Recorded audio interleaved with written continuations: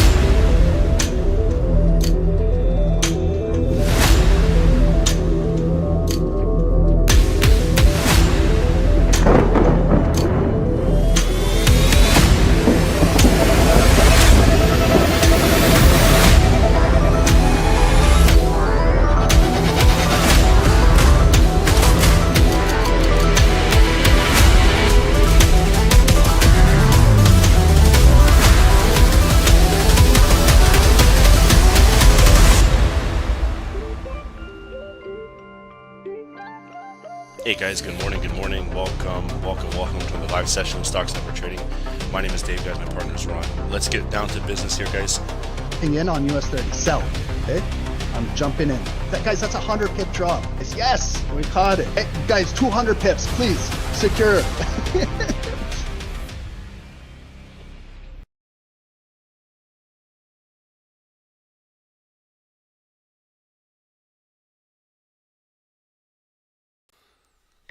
Okay, so let me just hit the record and let's get started. Recording in progress. Welcome everyone. Good morning. Happy Monday. Thank you guys for joining. It is 11 a.m. Eastern on this beautiful Monday morning. And today's date is October 7th. So thank you guys for joining. I hope everybody had a wonderful weekend. You got some sleep. I hope you guys got time to relax. As always, I hope maybe 1 or 2 hours you put in to look at your journals, your trading journal. Maybe you looked at your past trades from the previous week, your good ones, your bad ones. The good, the bad, and the ugly is what I call it. So everybody has some good trades. I hope you guys reviewed those. Everyone's got some bad trades. I know how it is. I've got bad trades myself. I review my bad ones as well. But then we have those ugly ones. You know, did you guys ever watch that movie, The Good, the Bad, and the Ugly, back in the day, the cowboy movie? Yeah, there's some ugly trades that some of us have taken. Let's admit it. Let's be honest with each other. There's some nasty, ugly trades, but those are the ones we got to learn from. Okay, so then the more we learn about ourselves, about our trading, we're gonna get better, and we're gonna get better, and we're gonna get better. Slowly but surely, we're gonna get better. But in order to do this, you have to be managing your risk appropriately. Okay, don't think you're going to get better as a trader when you're over leveraging your account, you're over risking too much, because if you make those bad trades or those ugly ones, they will destroy your account. They will destroy, not just financially. Okay, financials are one thing. You will get destroyed financially if you over leverage and you do silly things in the market. Financially, yes, you will get ruined, but think about your psychology too, your emotions. Your emotions will take over. Then the next time you start to trade, you're gonna be scared to take a trade because you've lost so much. That will affect your next trade. Everything is tied together. So when we do this the right way from the start, you're setting yourself up for success. Okay, so the plan for today. It is Monday morning. It is the start of the week. We're going to go through the entire week's news. So Monday to Friday, we're going to talk about all the news. Monday is already half done, but we'll talk about Tuesday, Wednesday, Thursday, Friday. We'll go through the earnings this week. There's not a lot of earnings, but we'll go through the calendar together. We'll see if there's any big names reporting this week. I hope some of you guys have already done this, part of your trading plan. You got yourself ready for the week. Then we're going to get into some charts, okay? But I just want to let you guys know, we're also going to have someone from our Zoom join our call, and just going to have a conversation with me. And I asked someone who was kind of struggling as a trader, and now maybe starting to see some light under the tunnel, starting to see a little bit more success and progression, and to share with us what is working. What did they change? Did they change their psychology? Did they change their risk management? What is it like? That's what. So we'll pick this gentleman's brain, and he's in our group. He's in our Zoom, and we'll have him come on the call. He's doing really well with the prop firms. He's got a couple of them on the go, and let's learn from him what he's doing. Okay, guys, and I got this quote right here. Every day, maybe if I can remember, I'm gonna put a quote on here, and I hopefully you guys think about the quote, and maybe, or every Monday I'll have a quote. I don't know. I just play things the way how, freestyle. So you guys have probably heard this quote before, but is this really sinking in? Or it's not just a quote just to say, okay, a quote. When I have quotes, I actually look into it a little further. I get right down to surface level. I get into the foundation of what this what these quotes mean. It took me a long time to realize what this was. So bulls make money in the markets. So like right here, if the market was moving bullish, bulls make money. Bears make money in the markets as well. If the market is selling, there's opportunity where bears can make money in the markets. But these guys here, pigs get slaughtered. Okay, so if you are a greedy pig in the market, you will possibly lose. Slaughtered means you'll lose, or you'll give away all of your profit, and you're gonna leave the markets with nothing. So let's make sure we're on this end. Let's make sure if we're buying, we're bulls. Bulls make money, we get our money, and you got to learn your discipline. Either move your stop loss to break even, start to scale out a little bit, start to take some partial profits out of the market, because the markets can reverse and they can reverse fast. So while we're in profit, let's try to secure a little bit of profit. And opposite side is bears make money. So if the market is selling and you're in profit, your next job as a retail trader, I talk to us as if we are all retail traders. Unless some of you guys are working on Wall Street, then you are obviously a professional trader. But most of us here, we're all retail traders. We're trading in the basement of our house, and we're retail traders. So when we make some money as retail traders, we can make it as bulls and bears, but we have to do a few things. We have to protect our capital at all costs. So you need to bring your stop loss to break even when you are in a certain level of profit that you're happy with. And then as your profit keeps scaling, then your next job is you don't need to close the entire trade, but you need to learn some sort of risk management where maybe you can start to take a little bit of partial profit out of the market to help grow your account and to start accumulating. It took me years to learn this. And I was this guy. I was always the pig getting slaughtered because I was going into profitable trades and I always wanted more. I was getting greedy. I wasn't happy with 50 pips. I wasn't happy with 100. I wanted more. I wanted more. I wasn't doing anything with my stop loss. And then the trade came right back down and hit my stop loss. And when I started reviewing everything, at the end of the week, I started to add up how much I was in profit, and if I just started to scale out how much I would have been up that week, it would have made a big difference in my life, and instead I gave it all back. So it took me a long, long time personally to fix this. So that's why I hope you guys are understanding when Ron says bulls make money, bears make money, pigs get slaughtered. I hope you're starting to really understand this, okay? Now let's get into the news. So first thing is Forex Factory over here. And before I get into it, I always appreciate you guys and your time sharing it, because I know time is money, and you guys sharing your time with me right now, I do appreciate it. So I just want to say thank you guys to everybody. You guys in Zoom, thank you guys so much every day for joining. Dale, good morning. Welcome, Vinita, good morning. Yeah, we were just talking about that, Dale, the Cowboys. Guys, if you're a Cowboys fan, I'm a big Cowboys fan. It's been pretty rough the last 20 years being a Cowboys fan. Last night's game against Pittsburgh in Heinz Field was a crazy game. It started off with weather delay, and finally the game got started. But it was an exciting game, and Dallas pulled it off last minute, the last 30 seconds. Dale, you know when I talk to you about the last 30 seconds of a candle, the last 30 seconds of that game, Dak Prescott came through. Erica, welcome. Happy Monday. Carlos, thank you for joining. David, welcome. David, you're very ill, but you're still trading. That's David. I always say, if you're not feeling good, maybe take a day off from the markets. You might, like, you got to understand that when you're sick and you're coming in the markets, you might be tired, you might make some mistakes, but I respect what you're doing. I've traded while I've been sick too myself. I know how it is, but try to the best if you can get out of these markets and get some rest. That's very important.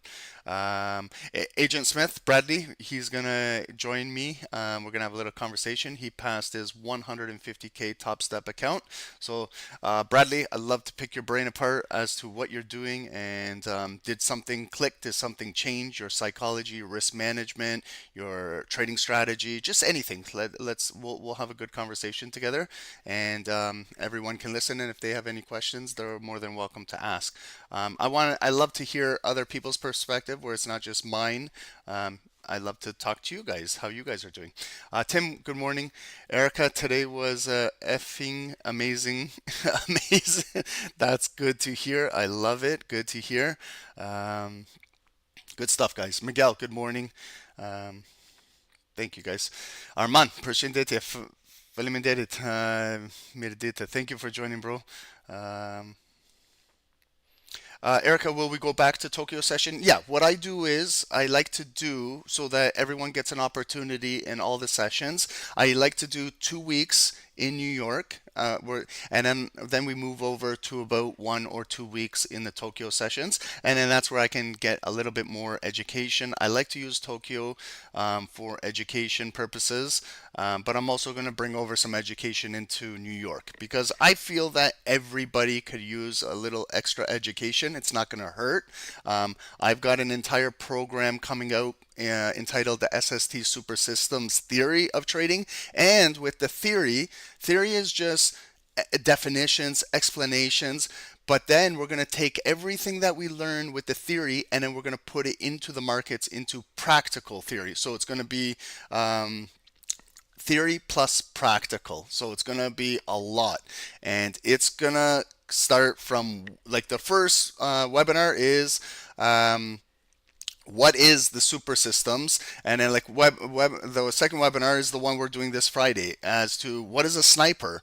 Like this Friday, guys, join us for our weekly webinar, and it's what is a sniper. Our name is Stock Sniper Trading. Like sniper, if you don't know what a sniper is in the markets, I will definitely explain it to you guys, and hopefully you guys will understand why we always talk about being disciplined like a sniper. Okay, so lots of stuff coming. I see you guys are talking about Man U. Yeah, Man U. Okay, so let's get Vanita. Direct question: do you find trading easier after a joint? I find I'm high every day, all day, every day. So if I'm not trading, I'm high. If I'm trading, I am high. It's just how I go through life. But yeah, I do find trading easier when I do smoke. I'm not encouraging you to smoke weed. Okay, where I am in Canada, it is legal here, so I don't need the feds knocking on my door. But it helps me become focused. It helps me become more relaxed. It helps me open up my brain to think about things, and that's just me personally. Some people, I don't know, they don't like weed, they've tried it and they get paranoid and things like that. I don't know. I've been smoking. I didn't start yesterday. I've been smoking for over 20 years. So, but that's up to you guys. I'm not here to preach anything about weed or anything. It's just for me. It's like medicine. Some of you guys do take your pills every day. I don't take pills. I smoke a couple joints every day. That's my medication. Okay, so sorry guys, that's getting a little bit off topic there. But what we're going to do now is we're going to get back on topic. So we're going to talk about the news right here. So Monday, October 7 is today. If you were trading in the London session over here with our Shahabibi over here in live London, shout outs to Shahab. He's in Iran right now. Hopefully everything doesn't escalate around the world, okay guys, because things are getting really tense in the Middle East if you guys are not aware. I don't know what will come in the next few days, next few weeks, next few months, but as you know, like, we don't want to see war. I hope not. I hope you guys don't want to see that. I don't want to see any innocent civilians dying for political and geopolitical causes. That's horrendous. And also, guys, you have to be aware that these political things, these geopolitics that happen, wars, move the markets. Okay, so you guys got to understand volatility will increase if there's more tension being created around the world. Okay, so if you're trading precious metals or commodities, for example, if you're trading gold, if you're trading crude oil, if you're trading silver, if you're trading uranium, if you're trading anything that has to do with precious metal or oil and energy, it will directly be impacted. I've been reading right now, and it's Israel has came out and said, like they've said it, it's not like they're hiding it, that if it increases, if Iran increases, they're going to target Iranian oil infrastructure. And that will directly affect supply and demand of crude oil. So if you see crude oil keeps pushing up, ask yourself why. Why is it pushing up? There's for every action, there's a reaction. So you got to kind of put everything together and understand what's going on. So that's why I'm saying when you're trading a specific security, you got to know what you're trading and how everything around the world can affect the security you're trading. So get to know your security, okay? Because you're not playing games in these markets. This is real world stuff. So make sure you understand your security and the volatility that could happen if things intensify, okay? And we had our European news, okay? Then we move into our North American session and Wall Street. There wasn't much going on. It was all European news. We come in here 5 a.m., 10:30. So there wasn't much going on in Wall Street. Just Wall Street was carrying over the weekend. I was reading some of our members in the group with Dave in New York have already hit their daily and weekly goals and are already set themselves up for success this week. Yeah, it's not normal that you can hit your weekly goal in Monday morning, but sometimes you can. If you don't have crazy weekly goals and you have more of a realistic goal, yeah, you can hit your goals. And then the rest of the day, like I like to look at, do we have any speakers if we're trading in the like post New York, mid-afternoon. At 1 p.m., we've got FOMC member Bowman speaking this afternoon, FOMC member Kashkari speaking at 1:50 p.m. Then we have Power Hour at 3 p.m., and there's also a consumer credit month-over-month report coming out. Okay, not much going on today. Okay, let's look into Tuesday. Tomorrow morning. Again, we start off in our London session. It moves from Tokyo to Europe. A lot of yellow folders. Okay, so I tend to look more for the high impact folders, the high volatility folders. But if you're trading anything through here, what I always say is you have a 2 a.m. Low impact folder, you got a 2:45, a 3 a.m., you got some German news, you got some French news, you have some, we even have FOMC member Kugler speaking when London opens up. You got all day European ECOFIN meetings. Then we move into our North American session right over here, 8:30 a.m. Eastern. At 8:20, COMEX, the commodities exchange, opens up. Then 10 minutes later, we have some Canadian trade balance. We have some U.S. trade balance. Again, low impact, may not impact the markets substantially, but still be aware. And then we move into our post New York into the close. Again, we have speakers. FOMC member Bostic speaks. We got German Buba president over here speaking, and then after hours 4 p.m. FOMC member Collins and Jefferson speak later that evening. And if you're going to trade anything to do with the New Zealand dollar, you've got your two red folders, and you can see this is their official cash rate from 5.25. They're forecasting 4.75, so a decrease of 0.5%, 50 basis points. We'll see that tomorrow night at 9 p.m. if you're trading. So not much going on today and tomorrow news-wise. Let's see midweek Wednesday. Oh, okay, now we get something happening midweek Wednesday. And then when I go through the days of the week, Monday, Tuesday, we'll see what they're doing. And then Wednesday, always, it could be like an inside day, your hump day, your midweek. Think about what the pattern is of Monday and Tuesday, and what does Wednesday represent? Wednesday could represent a day of accumulation. It could represent a day of a trending day, like if it was trending and consolidating on Monday and Tuesday, and now they're ready to redistribute some volume. It could be midweek Wednesday, and then they redistribute it. So Wednesday is a very important day in the weekly, in the week. Psychologically, it's right in the middle. You know, that 50%, it's right in the middle. So this day tends to have some impact whether there is news or there is no news. So, but this day has a little bit of news, but I'll explain this FOMC meeting minutes in just a moment. As we get into London, again, we have a British 10-year bond auction.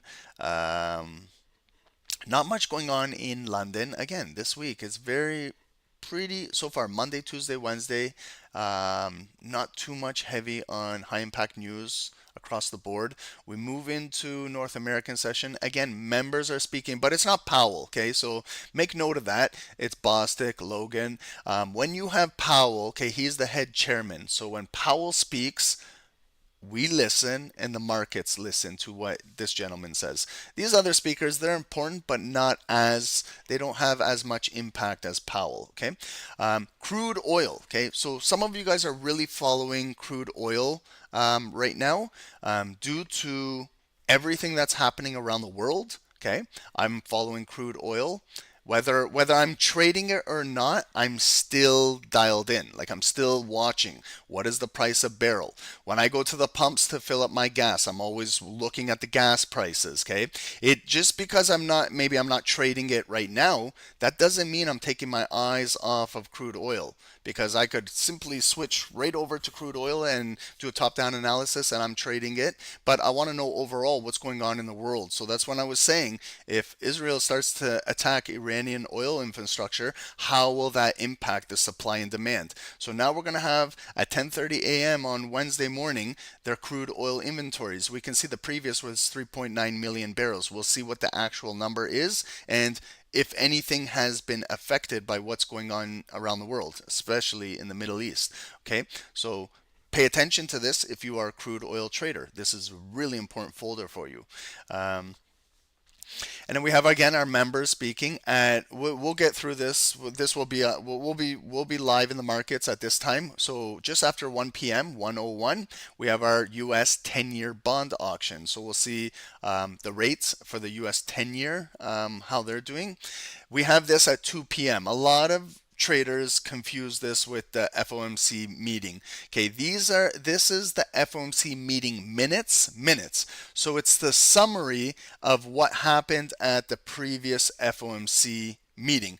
That was the actual federal funds rate where they decreased half a percentage point, and the 30 minutes later when Powell approached the podium and started to speak and answer questions. Okay, so this is kind of just a summary of what happened last month. This is not the actual FOMC event. That's coming up in November. Okay, so this is just a summary. So it's still a red when they release this summary. It's still red, because it could impact the markets. But this is not the one where Powell is speaking. Okay, so let's be clear on this, because I see a lot of confusion always on this. Okay, so we're clear that this is just a summary of last month's FOMC meeting. It's called minutes. Okay, and then we got a few FOMC speakers, again, after hours, 5 p.m., 6 p.m. And then we move into, if you're trading the yen, okay, the Bank of Japan has bank lending. So we'll see what that is. Sometimes Bank of Japan releases the time when they release news. A lot of times it's tentative. So here we actually have a time, 7:50 p.m. Eastern. They will be releasing this. Okay, so that's going into Wednesday. Now we move into Thursday. Okay. Now, you see how we have some big red US folders. Okay, so when I look at the week right now, Monday, Tuesday, Wednesday, we could get some sideways trading. Yeah, there could be a move to the upside, there could be a move to the downside, but everything might come back and start to consolidate, because this could be what everyone is waiting for this week, for inflation news. Okay, we've already had last week's NFP, like the job reports. It showed 250,000 jobs have been created. Unemployment, they said, has gone down a little bit. Some people are saying that those numbers are a little bit flawed. There could be they're cooking the numbers, like just like before when they said 818,000 jobs, and then when some people did some research on it, then they said, oh, sorry guys, we screwed up those numbers. It wasn't as if they screwed up by 8,000, but to screw up by 818,000 and mislead the numbers, that's kind of suspect. So, we see these numbers, but we take them with a grain of salt. So the last NFP, they said that they've created 250,000 jobs. I like to look deeper down to the foundation. Okay, so I like to ask questions. So you've created 250,000 jobs. What jobs are these? Are these doctors? Are these lawyers? Are these high paying jobs, or are these just minimum wage jobs? And what type of jobs are these that are created? Like, are they you're working at McDonald's? They're creating these type of jobs. That's a little bit different if it's a fast food restaurant, or they're opening jobs to doctors. You know what I mean? There's a difference in that. So, but they don't really tell us what these jobs are. So that's where it's our job to be kind of do some investigation and figure out what these numbers are, because everything looks amazing when they say 250,000 jobs, but when we get down to the root of these numbers, we figure out what these actual numbers are.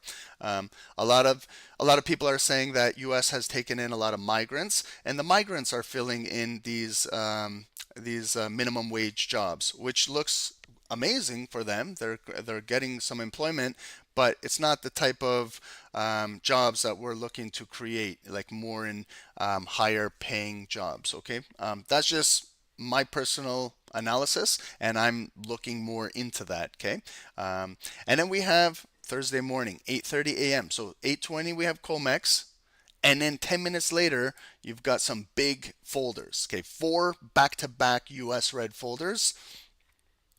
It could get very volatile. Okay, so this goes again. I'm giving you guys heads up. If you're approaching Thursday and you've already hit your weekly goal, or you've done really well, this is where you want to personally limit your risk. Okay, don't go all in when you got CPI news. Why? Because you could lose everything. Like, if you're on the wrong end with this volatility, it could be a whipsaw event. It could be a big bullish candle that goes up. It could be a wick that comes down. It could be a big red candle. The range might be so big, and if you're over leveraged, all your hard work for the week, you're giving it right back. So remember, this news will be released. There will be some volatility, things will cool off, and then you can trade right after. You don't necessarily have to trade right when they release the news, unless you have some sort of bias and you got experience with these red folders. Okay, so we have core CPI and we have regular CPI. I hope by now you guys understand the difference between core and regular CPI. If you don't, just simply click on the folder and it will tell you. So right here, core CPI month over month. So the previous month of the same folder was 0.3%. They are forecasting a decrease to 0.2%. But what does this mean, core CPI? Let's read it together. It's a change in price of goods and services purchased by consumers. You and I are consumers, but core meaning excluding food and energy. Okay, so it's everything that you and I consume, excluding food and energy. So think of other things that you consume that doesn't include food and energy, would be what this number represents. Okay, food and energy prices account for about a quarter of CPI, but they tend to be very volatile and distort the underlying trend. So the FOMC committee usually pays more attention to the core data. So do traders. Okay, so consumer prices account for a majority of overall inflation. Inflation is important to currency valuation because rising prices lead the central bank to raise interest rates out of respect of their inflation containment mandate. Okay, and then if you want to read some related stories on U.S. inflation is set to reassure a labor market-focused Fed. If you want to read up on this, you got some related stories. Okay, and then right after that, okay, we got our core, excluding food and energy, then our CPI month over month, not including core. So let's see what they are saying. Previous was 0.2%. Again, they are forecasting a decrease, 0.1. What exactly is this? It's a change in the price of goods and services purchased by consumers. Okay, you see here, it doesn't say excluding food and energy. That's core. So we'll see that actual number when it's released. Then we have another one. So these two are month over month. Okay, so we're going to see from September to October. This one is CPI year over year. So this time last year, so CPI this time last year was 2.5%. Okay, they're forecasting a significant decrease 12 months later to 2.3%. So what they're saying is inflation is going down. Do you guys feel inflation is going down when you go grocery shopping? Do you guys honestly feel that inflation, like, are you guys seeing it's coming down a little bit, or you guys call bullshit on this? Like, what do you guys think? You guys tell me. I went grocery shopping yesterday. I came out of there with 3 bags and I spent $150. And I don't think inflation is coming down where I am here in Canada. So I don't know about you guys, but again, these are just numbers that they're telling us. Do I believe them? I don't. That's personally up to me if I believe these or not. Again, these are just numbers. They can BS these numbers as much as they want to fit their narrative. Okay, I actually look what's going on in the real world. When I go shopping, I see what's going on. Okay, so yeah, Hearst, they're lying. It's only getting more expensive. I call BS too myself. But yeah, they're saying life is good. They're saying, yep, interest rates are going down. They're saying they're creating jobs. They're saying CPI is going down, inflation. I have yet to see this. I don't know. I go by the unemployment office over here. I drive by it. Sometimes when I go downtown in my town, I see lineups out there at the unemployment office. I see more and more homeless on the streets. I go to the grocery stores and I cannot believe the prices. I bought a box of cereal. Vector. I like Vector. Kellogg's Vector. It's good cereal. It's got some protein in it. $10 for the box. This same box a couple years ago was $4 or $5. It's doubled in price. I don't know what they're talking about where they say grocery prices are going down. I haven't seen it yet. Where I am, okay? I don't know where you guys live around the world, but where I am, haven't seen it yet. So I take these numbers with a grain of salt, but we'll see the actual numbers when they come out, okay? Natural gas storage, Thursday. So you can see that the big red folders, the big volatility day this week will be Thursday morning. Prepare yourself for it, and don't risk everything while you're trading this, okay? And this is a big one too. This will be us in the afternoon, Thursday. Again, we had our 10-year earlier. I believe it was Tuesday. And Thursday we have our 30-year US bond auction, 1 minute right after 1 p.m. Eastern. This could be volatile, okay? I know it's a yellow low impact folder, but it still could create some volatility. Please be careful over here. Okay, and then we finish the week on a Friday. We've got some British GDP month over month, gross domestic product month over month. Lot of British folders coming out at 2 a.m. So this is pre-London. London opens up at 3, and you can see pre-London, there's a lot of British folders, okay? So be careful trading the pound Friday morning leading into London market open. And then we've got our Friday, oh sorry, I missed one folder, I'm sorry, on the Thursday. Unemployment claims. Okay, these are our weekly unemployment claims. Comes out every single Thursday morning at 8:30. Last week was 225,000, and they're forecasting 229,000 for this week. So they are forecasting 4,000 more individuals are applying for unemployment this week from last week. We'll see that actual number. So these are weekly claims. And then going into the Friday, we spoke about the UK news. Going into the North American market Friday morning, we've got some Canadian news. We have our Canadian unemployment change over here.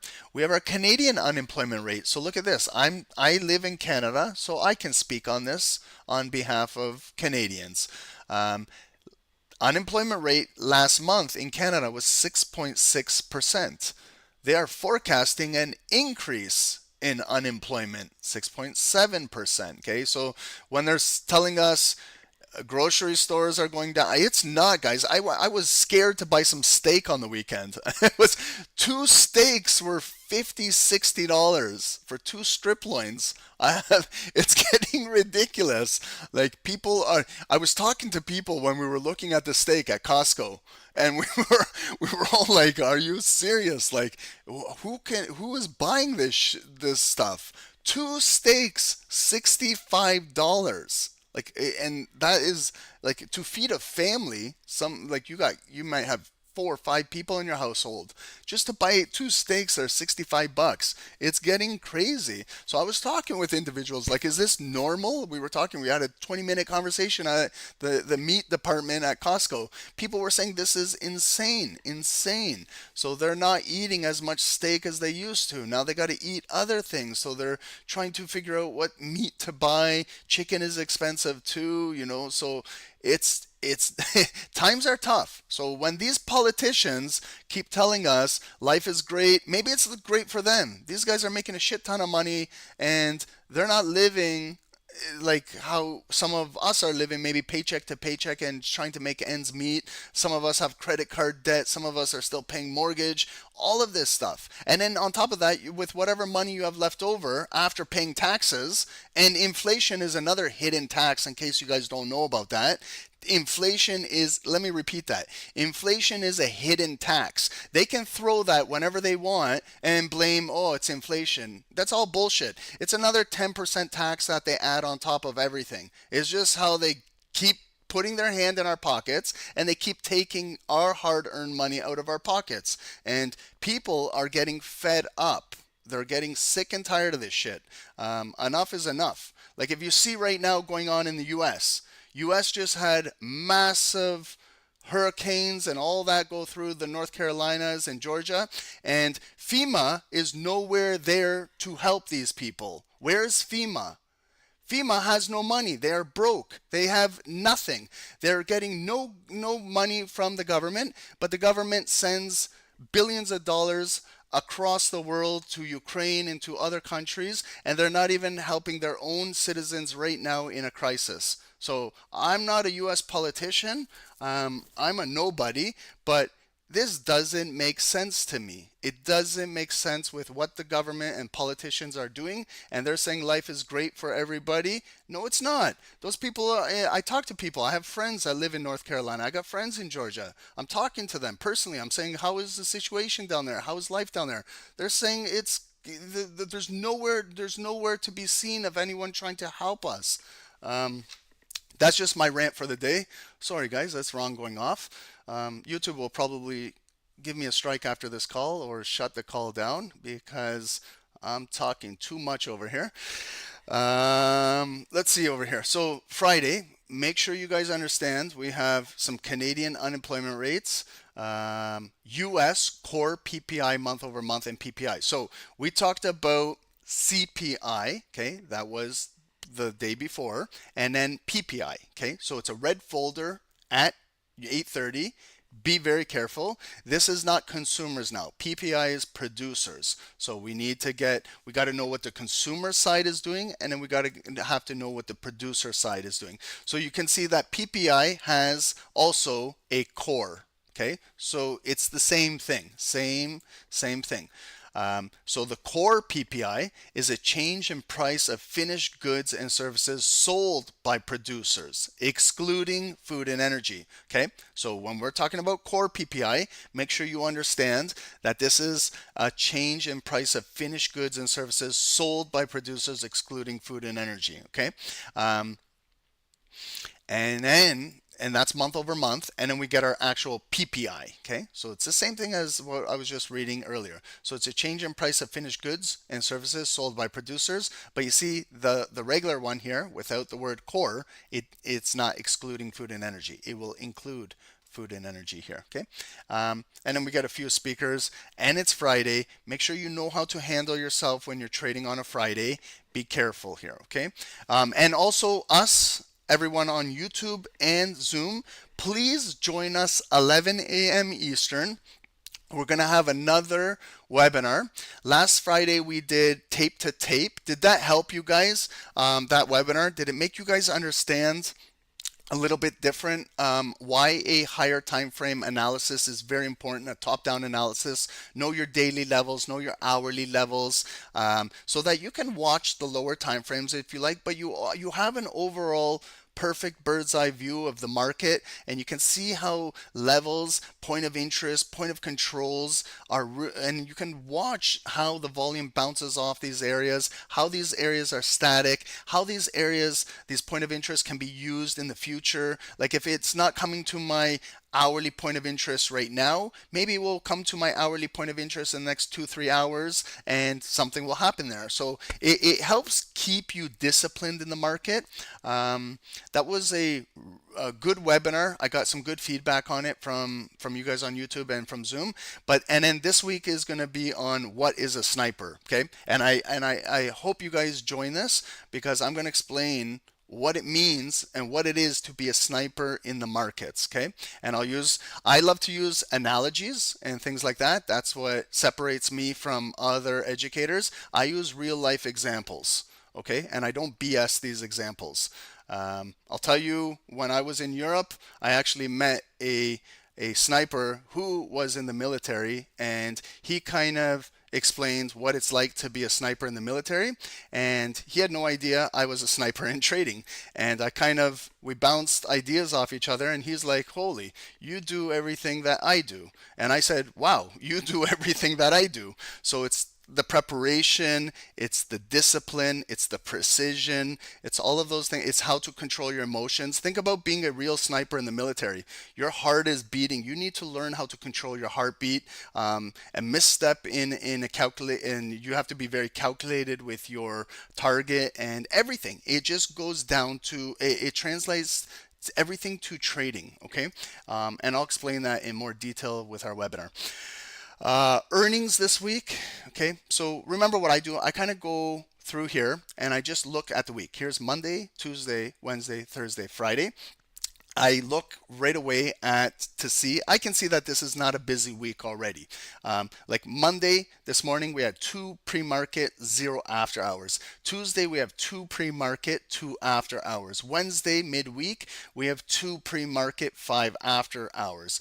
Thursday, that's the big news day. With the CPI, we have 5 pre-market, 2 after hours. Then Friday, to finish off the week, and the PPI news, we have 6 pre-market and 0 after hours. Now, I can see right there a glance. That's like a weekly glance. It's not a busy week with earnings. Normally, sometimes we see 25 corporations are reporting pre-market and 40 are reporting after hours. So that to me looks like a busy day. This is a very light week with earnings, but let's look directly and see which corporations are reporting. Just because there's not a lot, that doesn't mean we still got to go in and see who's reporting. What if some of these companies are like Facebook or Apple? Like, just because there's 2 reporting, what if one of those is Apple? I have to know that because Apple will move the market. So let's just go through it. There's going to be some names that you've never heard of, including myself. There's going to be some names that I don't care about. I'm being truthful with you guys. Do I pay attention? Like this one right here. Duckhorn portfolio. I have no idea what this corporation is. I've never even heard of it. Is this going to affect my trading? Probably not. Okay, unless you're directly trading this corporation, you're buying shares, direct shares of the company, or you're trading it through an option chain. That's up to you.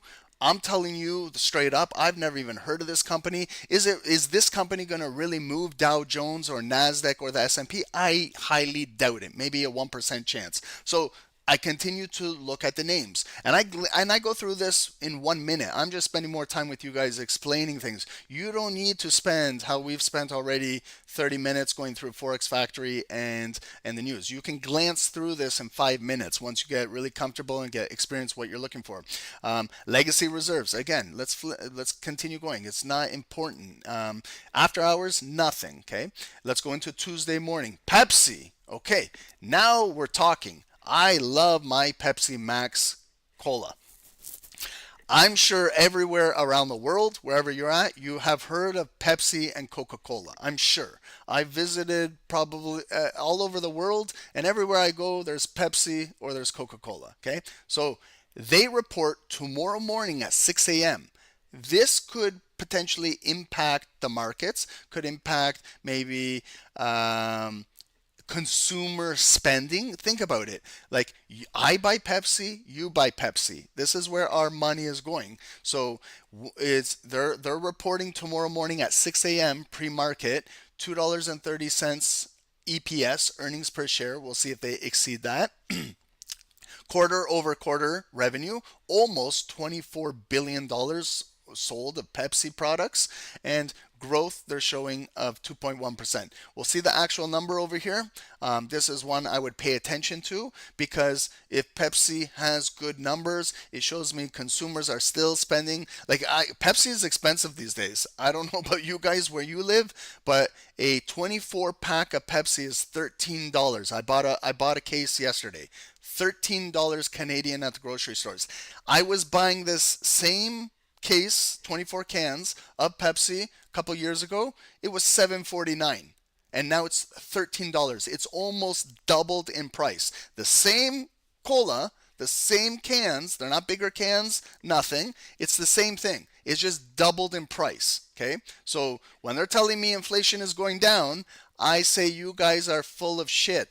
There's no way. If then why is Pepsi not back to $7.49? Why is it not back to $9? Why is it all the way at 13? It's at all-time high right now. Okay, so this is where I call bullshit on the politicians. Every time they say, "Oh, Ron, life is good, inflation's going down," I say, "Come shopping with me. Come. If you're a politician, if you work in the government, come. Let's go shopping together, and I will show you how much real product." I don't know where these guys are shopping, these politicians and government officials and things like that. I don't even think they shop. I think they just get their Pepsi delivered to them for free, just because who they are. I don't even think they know what a grocery store is. I don't think they've ever been in a grocery store. So they're in a whole different world from you and I. Okay, so when they're talking about everything is great and they're making a lot of money and stock markets are all-time highs, majority of people don't invest in the stock market. The average person is not invested in the stock market. So whether stock markets are at all-time highs,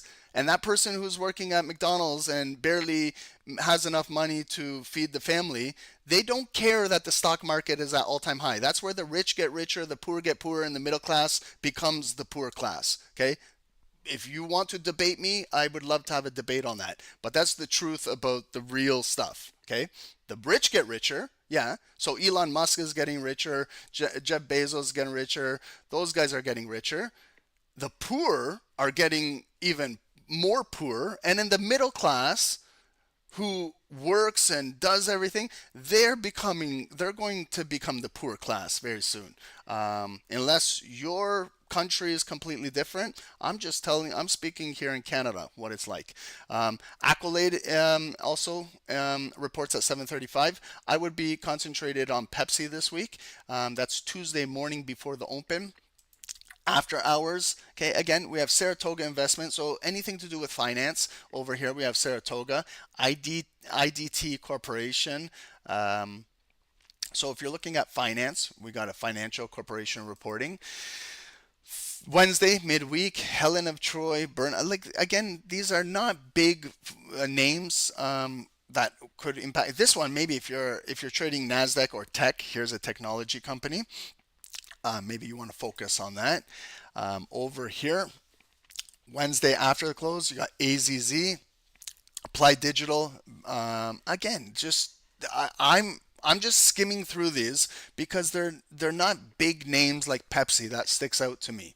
And I'm not saying that you can't trade these. Absolutely, you can trade these. Maybe some of you guys know Bassett Furniture Industries. Maybe some of you guys have traded this before. Maybe you guys are familiar with the option chain on this. That's great if you do. Just proper risk management while trading it. Tilray. Okay, I know a lot about this company. Okay, these guys live 5 minutes away from my house. The headquarters has had 5 Lamborghinis in the front when back in 2014, 15, 16, leading into Canadian legalization 2017. This company, if you remember, IPO'd, initial purchase offer at $17. Within a couple days later, they pumped this thing up to $300 a share. That's why there's 6 Lamborghinis sitting in their parking lot. And they dumped it right after that. This was one of the, not the biggest pump and dump I've ever seen. I've seen some crazy stuff in my days, but this thing was unbelievable. Yes, I had shares in cannabis stocks. I followed cannabis. As you guys know, I've smoked weed all my life. I kind of told a lot of people that Canada was going to legalize in 2014, and I said to load up on these things that were 25 cents, and then they went to, Canopy was 44 cents, went up to $75 a share. This Tilray, $17, went up to $300 a share. And there was a lot of people who made a lot of money because they were disciplined enough to get out, where I say bulls make money, bears make money, and pigs get slaughtered. And there was individuals who had enough money to pay off their mortgage, and they decided to get greedy and want more and more and more.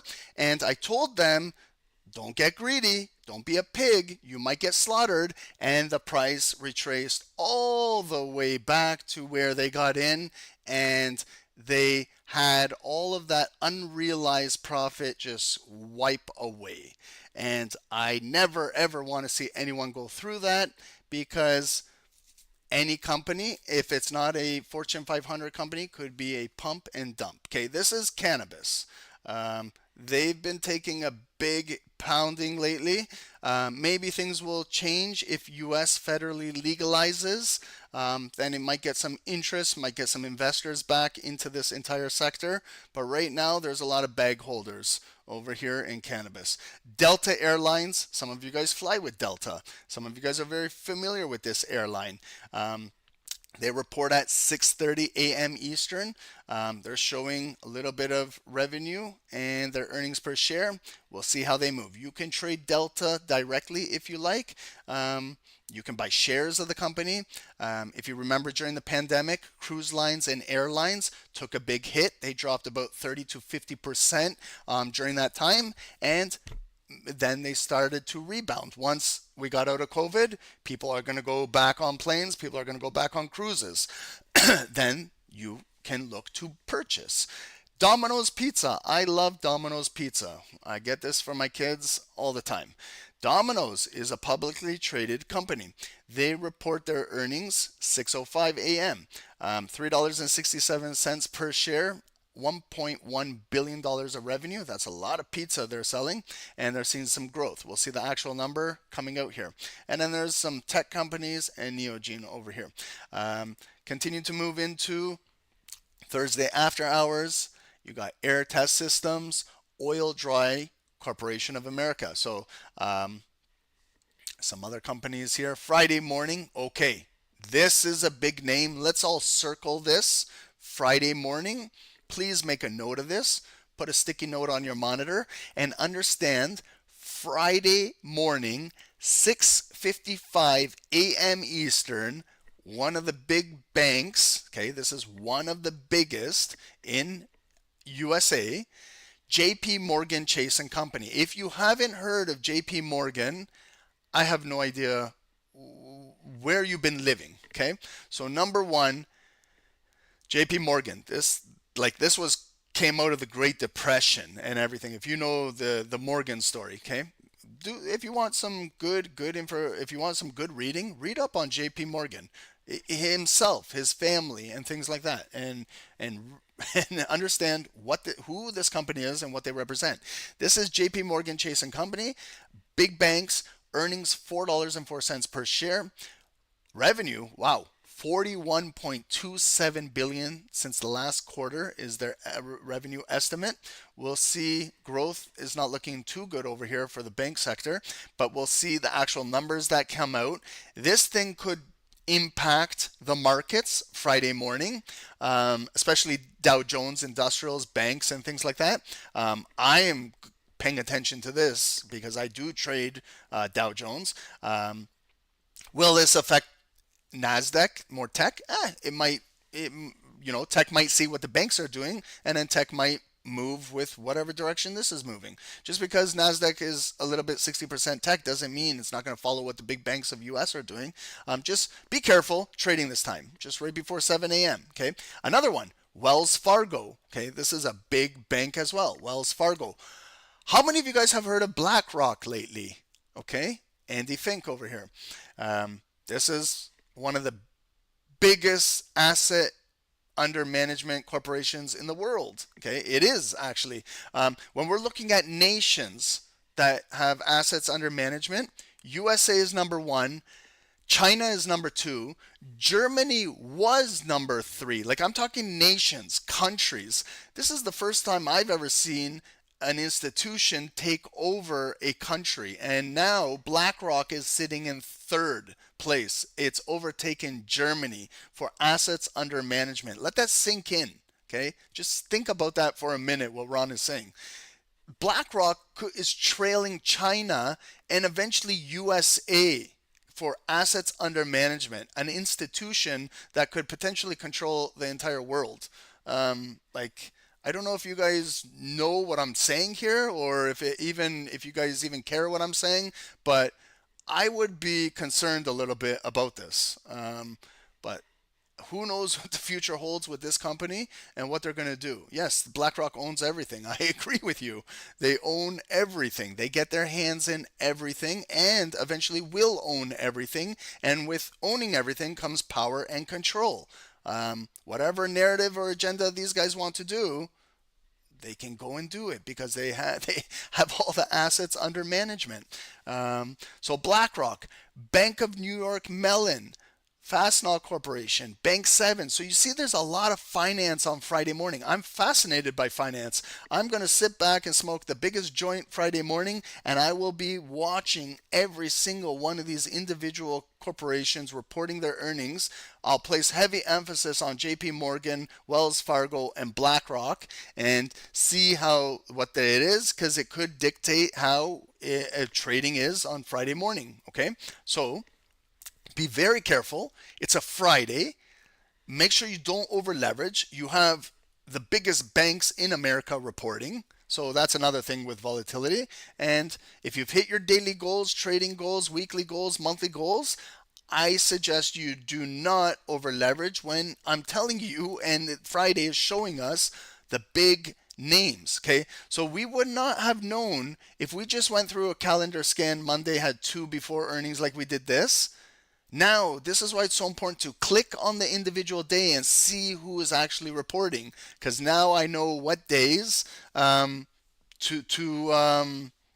focus on, especially Friday morning. Okay, and whether you trade or not, be aware of this. Okay, let's say, for example, we don't trade Friday.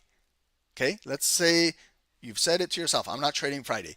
That doesn't mean that you start your weekend and you go start partying. That means after these corporations report, you take a look. You take a look at their results right over here. You look at the actual results, because this could directly impact how the markets trade the following week. And I pretty much guarantee all of us will be trading the following week. So just because you're not trading on Friday or you take a day off, that doesn't mean you take your eyes off of the market.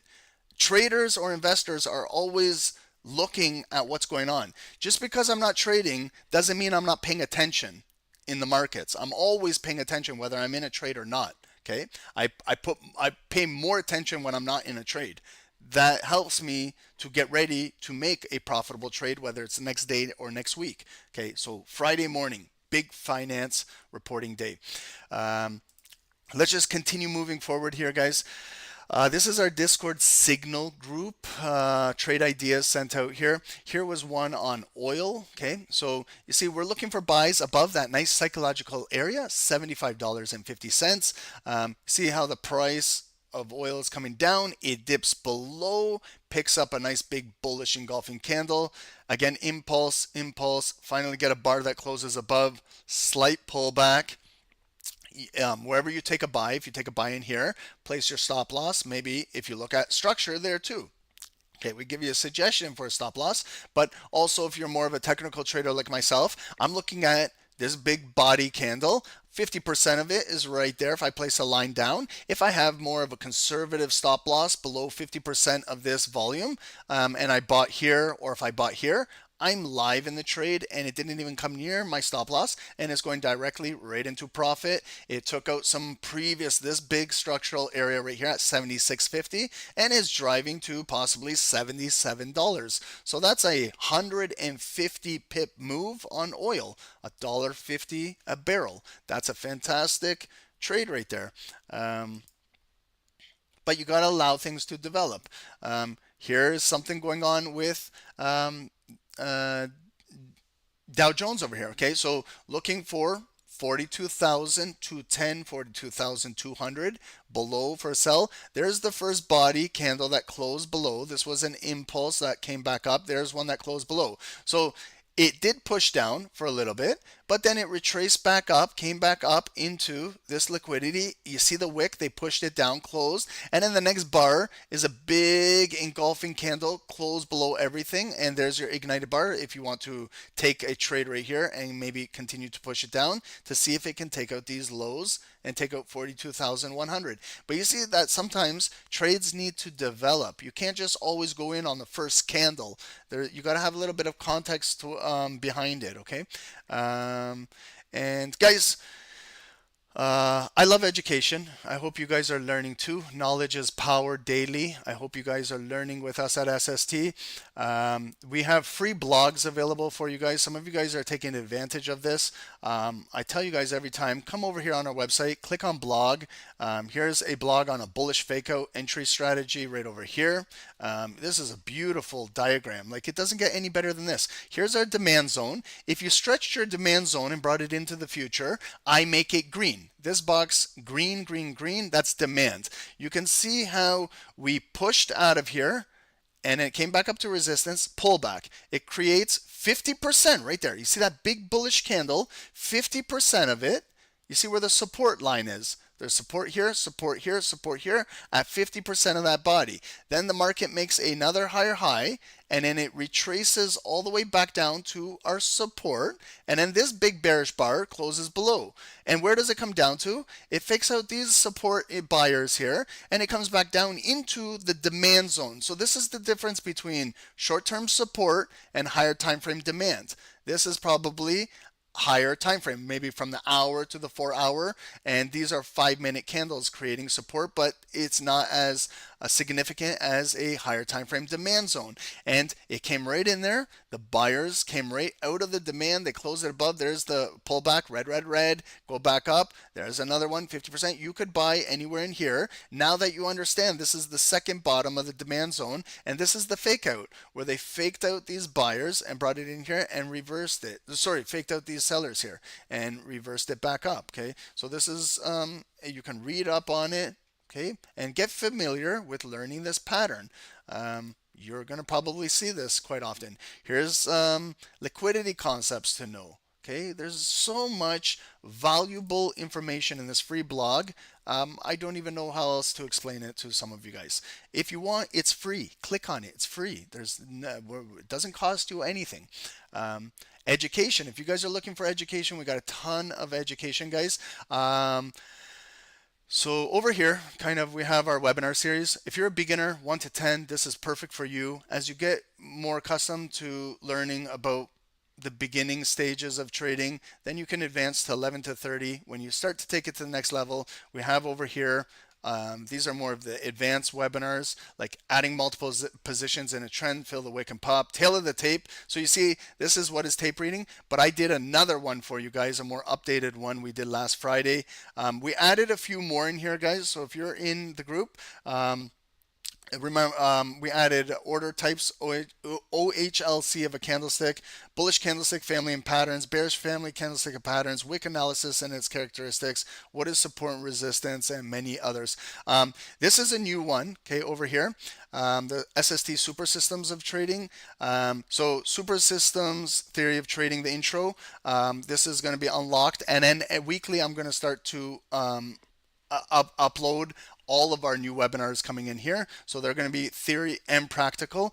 And another thing that I'm considering doing with the lifetimers in our group, so if you're on Zoom and you're a lifetimer, listen, this is for you guys. You guys have invested in us and we need to invest in you guys. So I like Sundays personally, where I do a little bit of my own analysis Sunday mornings or maybe like Sunday evenings, and I wouldn't mind doing it with you guys. I'll have the link for you guys in the private Discord channel for you guys, and we can get on here, and it can be like a lifetime of you asking questions, or I have something in mind what to do, but it will be more of a private group for us, and to make sure that you guys can become the best traders, investors possible.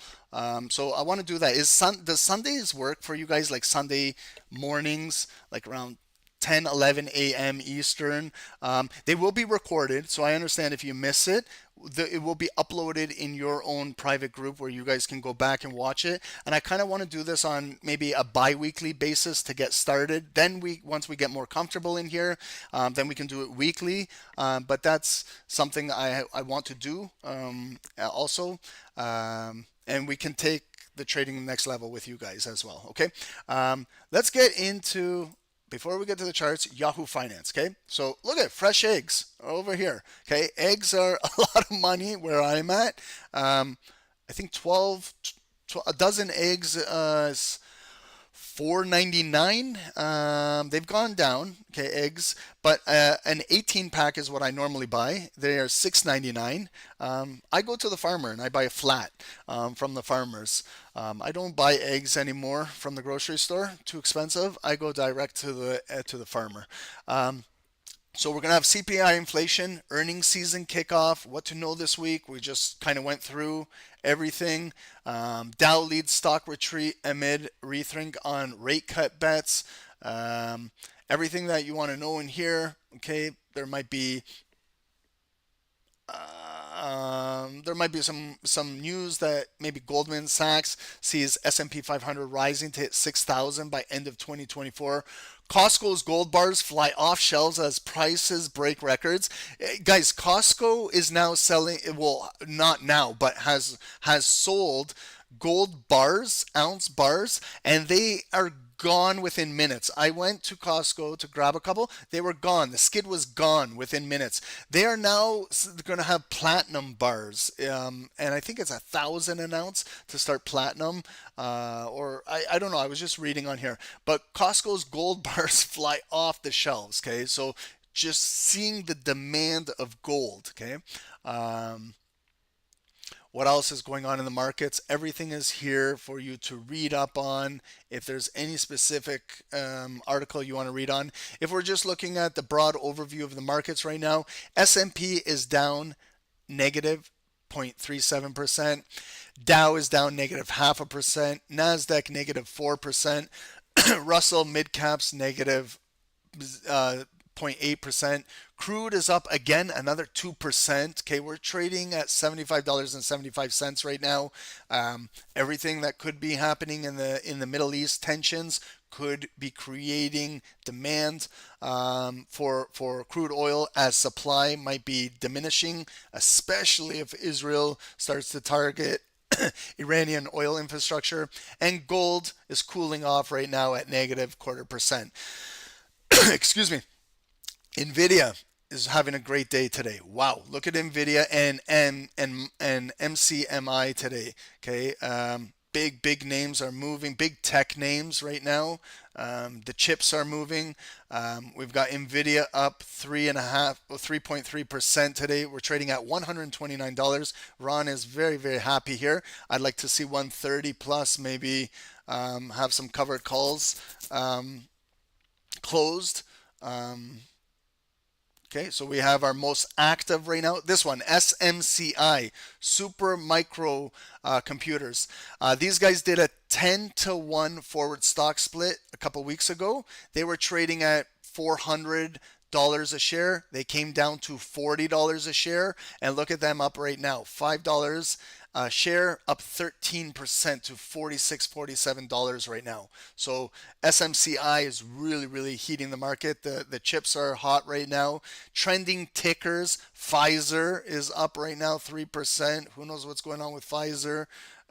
Look at Scholar Rock Holdings over here, up 300%. Okay, what is going on here? Is this a pump? Is this a dump? Is this a reverse split? Like, what is going on? Maybe take a look at that trending ticker. But there's so much going on in the markets. Okay, so let's get into the charts. Bradley, if you're still here, let me just do a quick little top-down analysis of gold, and then I will get you to come in the call. Yes, you're still here. Perfect. Okay, guys, so what I'm going to do is a quick top-down analysis on gold, and then we're going to have a little conversation with Agent Smith, Bradley over here at SST, and he's going to have a conversation with me. He's doing really fantastic in the markets, and I'd love to figure out what he's doing, what changes he made, yeah, just let him explain to us what's going on. Okay, so this is gold on the daily. You see how I have it boxed in here? This is kind of how it's been consolidating for the last 2 weeks. You have this bullish bar on Tuesday. It came up. Okay, that's our all-time high break, 26.85. And since then, we retrace right back down to here. We've been holding steady, 26.30 area. Coming back up, going back down. Every time we go down, it came back up last week. Thursday, came back down, went back up. Friday, we came back up, but look, lower high, lower high, lower high. We haven't really created any new lower lows yet, but we might be coming back down today.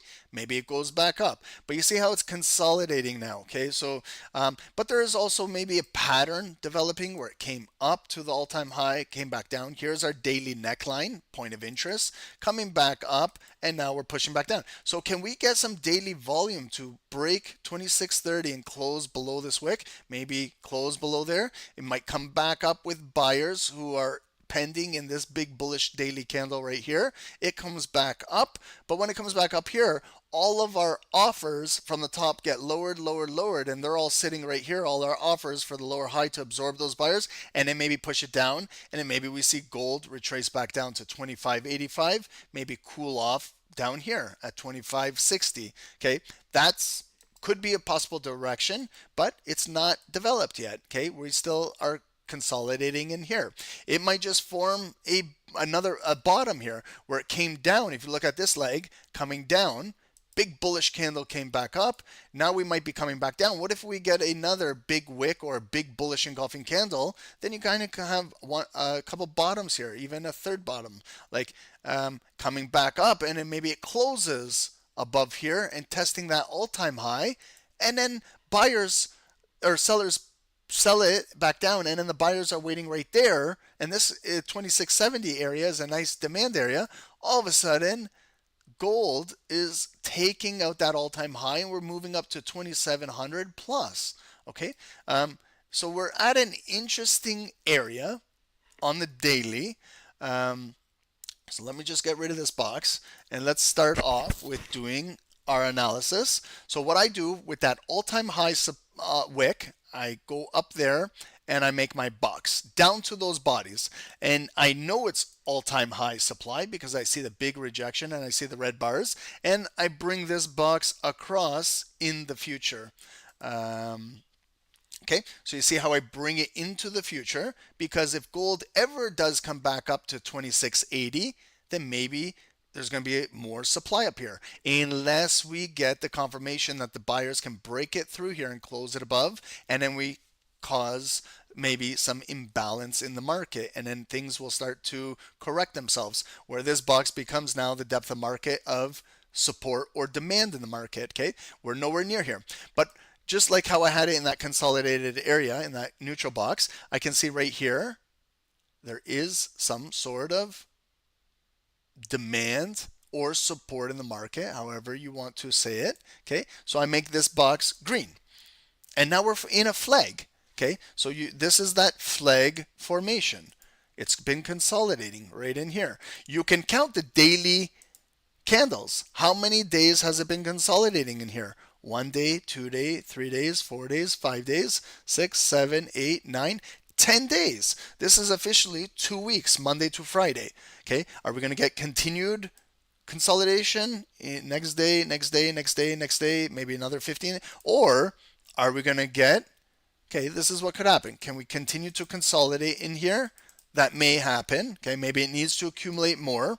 Maybe we get that breakout to the new all-time high with CPI and PPI data this week, with maybe the big banks reporting on Friday as well. Or maybe gold starts to sell off. We get this, and then it pushes down. Okay, those are frog legs to the upside, frog legs to the downside, or we get some continued consolidation. Okay, only 3 directions of volume can move. Nowhere else. Where could it go?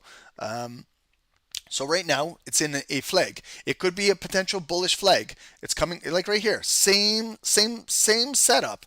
Here was a daily consolidated flag. Here it consolidated for 2, 4, 6, 8, 10, 12, 14, 16, 18, 20 days in here. We're already in a 10-day consolidation. But you see how it broke it out to the upside. Okay, so it accumulated. It continued with the rally to the upside.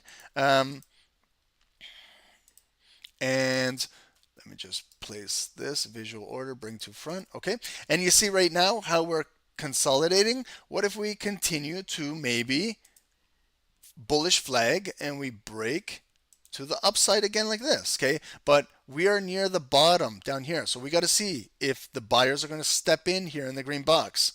Okay, we're not near the top to break out, so we have to figure out what's going to happen down here. So what we can do is we can bring it down to the lower time frame. We can start to bring it down to a 4-hour, an hourly, and figure out. But I'm not done with my daily analysis. I don't even have any point of interest lines on my chart, so I knew something was wrong here. So if I follow just today's and Friday's volume, so Friday, Thursday closed here, Friday opened here. It was initially bullish on Friday morning, come up through here. Okay, we had NFP. Then it came all the way back down here and came back up and closed. It's a bearish pin bar. Okay, so there was some indecision. Buyers initially pushed it up, sellers pushed it down. At the end of the day, buyers brought it right back up. But you see how it closed with some red volume, not too far off of where it opened. So that's the 50-50. It's an indecision. Then with this volume, how did we push into this morning? So where we closed on Friday, we opened right here. It was initially bullish. That created our high of the day. So this is where I place a purple line on my chart representing the high of the day. 2659.50, around 2660. So I will write over here in settings that this is, the purple line is the high of the day. And we will see if volume comes back up to the high of the day. Right now we're nowhere near the high of the day. We're trading at 26.44.45 right now. So we're about 40, 50 pips, $4 or $5 away from the high of the day. When it came up here, now I can see that there was a lower high on Friday. There was a lower high on Tuesday. That's the all-time high wick. So we're pushing it slowly down, okay? But are we making any new lower lows in the market? We are currently not making any new lower lows in the market, okay? So every time it comes down here, it's got a higher low, and this big body candle right here. So when we hit the high of the day, we came back down. Sellers push gold back down to exactly where we opened. Okay, so when I'm looking for a point of interest on the daily, where somewhere to place a yellow line, this is where I'm placing a yellow line. Why am I placing a yellow line here? Because this is a point of interest. This is where the gold daily closed on Friday, and this is where gold opened up this morning. Okay, that to me is a critical point of interest on a daily candle. The closing of the previous day and the opening of the current day. I didn't close it. I didn't open it there. The market did. So that's for time and sales. That's a very important daily area. So what I do is the volume is below us right now. So I know that this is resistance, but I will change this to yellow and I will write this is a daily POI, point of interest, and it's representing resistance right now because the volume is still below this line, okay? And what happened when we came back down to where we opened today? The sellers have control. They're pushing it down, pushing it down. They pushed it down all the way down to there. That is our low of the day. So again, I use a purple line. I only have 2 purple lines ever on my chart. It's representing the high and low of the day. Okay, so purple. And this is the low of the day. Okay, very easy. Easy peasy stuff. So now I see my low of the day is 26.37. Did it come lower than Friday's low? No. Friday's low was 26.31. So it's essentially a higher low today. Is it lower than over here? No. That was 26.24 on Monday. So it's slowly pushing up.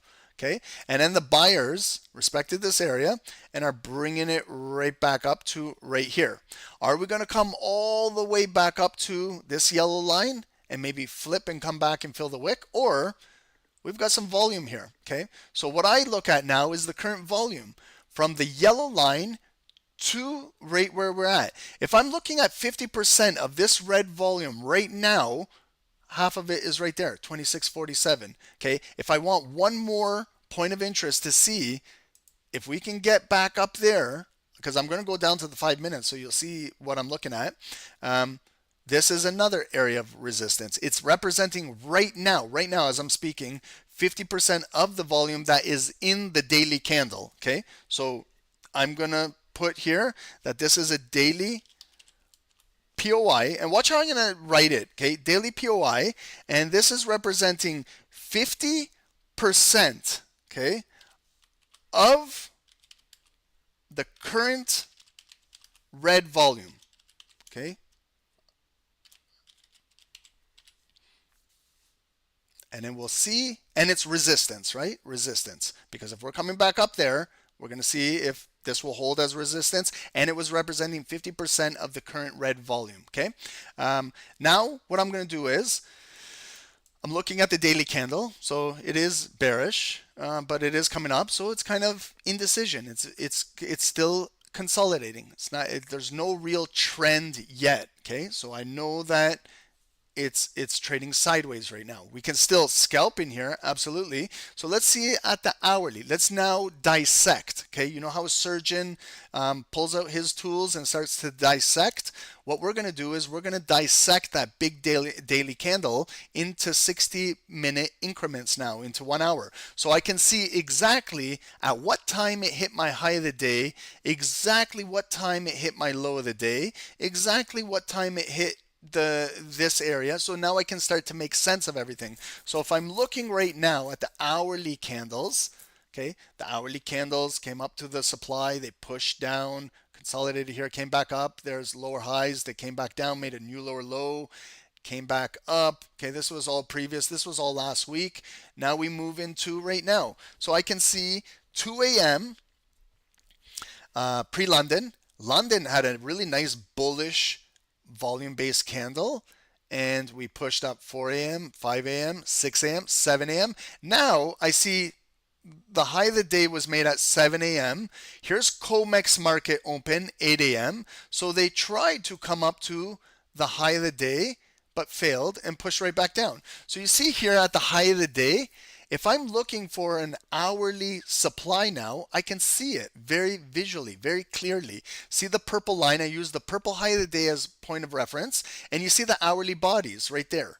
There's an hourly body there, volume, hourly body there, hourly body there, hourly. So this is the hourly range every time it comes up to that high of the day. If I bring this into the future and I make it red, I know now that this is the all-time high supply up here, but this is now hourly resistance. Look how many times it tried on Friday to break through here, and they closed it right in the box. Look at Friday, 11 a.m. It came up bullish through here, and then they rejected it right back down. Do we see any hourly volume closing above this red box? No, we don't. So this is hourly supply in the market. Okay, so stretch it into the future. We're trading right here. Will it ever come back up in this red box? Right now, if I look at the hourly candles, it's a lower high, lower high, lower high. Okay, they're still pushing it down. Now what happened? It came down when? At 8 a.m. Comex all the way right back down, and that's what hit the low of the day, and it's coming right back up. And you see now, look at the same shit that I'm looking at the top, I'm looking at the bottom. I'm using my purple line as the reference, and you can see the hourly bodies. If you do not see this, guys, we got to get our eyes checked. Okay, I have LASIK eye surgery, best investment in my life. I used to wear contact lenses every single day, but I was staring at screens for 12 hours, 16 hours, 18 hours a day with contacts. My eyes started to get really dry, and I hated wearing glasses. So years ago, I did LASIK eye surgery. Best investment ever, okay? So now I can see everything with my new 2020 eyes. Right here, we can see how it's holding. Let's make this a green zone. And then it's telling me what the depth of market is doing. Yes, I know that this big green box is the bigger, higher time frame daily demand, but look at the hourly. Hourly is building a little depth of market down here. Hourly is building a depth of market here. Okay, but now look at the hourly volume. It's really consolidated where? Right here. Okay, so now the hourly volume is consolidating here. Where's it consolidating? Remember this yellow line? Daily point of interest, 50% of the current red volume, today's volume. 50% is in here. Are we below 50% of 8 a.m. Comex? Yes, we are. If my 2020 eyes with LASIK eye surgery are looking at 50%, 50% is right here. I can see now at 9 a.m. 9 a.m. when Wall Street opened up, it was green, green, green. We broke through here green. It looked really bullish, and then they slammed it back down. This candle closes in 60 minutes. You can't judge a candle on the first few minutes if you're on an hourly candle. You have to wait for the close.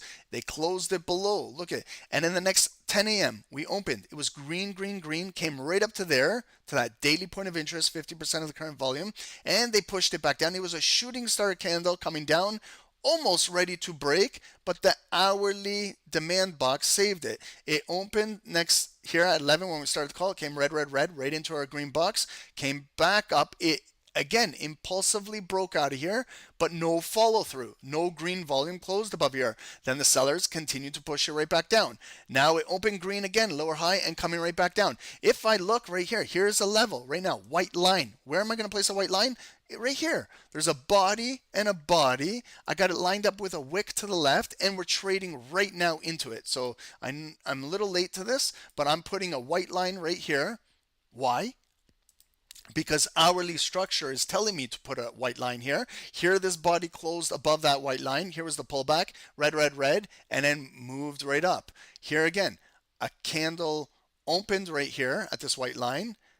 We opened we closed right here, opened right here, and see how we're touching it right now. So I want to see if these sellers can come back down in here, or if this is going to build off of here and the buyers are going to step in and push this candle back up. This white line right now currently, okay, let me just write it for us, is white. Okay, white represents hourly. So either you say hourly, or some of you say 1H, whatever is your style, your preference, hourly or 1H. Point of interest, and right now this is a point of interest if it's going to hold as support. Let's see.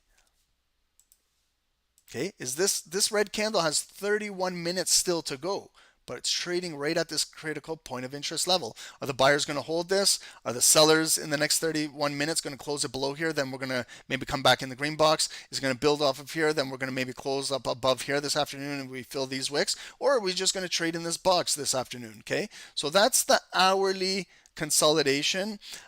Maybe it's going to develop like this. The market came down right here, one bottom. It came back up. There's our neckline on the hourly. It came back down. I look at this as development of the second leg. All of this, all this shit. 1, 2, 3, 4, all these bars. If it continues to develop here and hold, then we could be, you see it, it could be that double bottom. But we got to break through here. We got to get green volume close here, maybe pull back here in order to move up to here. We've tried this multiple attempts. We could not have we didn't break the high of the day. Maybe with more volume accumulating here, we might have the potential to break this, and it won't be just an impulse like this. It'll be an impulse break, close with green volume. We flip the red box green, we pull back into it, and that might be a nice break retest buy area. Then we take it to fill the prior wick, take out these bodies, and then we drive up to here. Okay, that's for potential upside. But what about downside? Okay, what about the way how it kind of, if I look at this, it came up there, got rejected, and back down right into here. It came back up, they pushed it back down. Now it's coming back up, but it might be a lower high. No volume is closing above here. What if they push it back down, red, red, red, close below here, and then it starts selling off down there and breaking the low of the day? That's a possibility. But whatever accumulates in this hourly consolidated box will dictate if we move bullish or if we move bearish. Right now, it's still a big fight below 50% of this red candle, but it's we're at the low of the day and it's developing here, okay? So, do I want to stay on the hourly candles? I can, but I like to go into the 5 minutes and maybe look for some scalps here. Okay, so you can see now the 5 minute candle started to break down at 8:15. There's Comex 8:20. Look at 8:15 closed near the low. Next bar ignited red drop, continuing to push down. If you were looking at 50% of each individual candle, you probably would have got stopped out right there, but you would have banked all of that profit. Okay, if you let it run, it came into our hourly green box, didn't touch our bigger daily demand. See, there's the 5 minute buyers right at 9 a.m. So this is when I talk about time and sales. Look at how visually clear this is.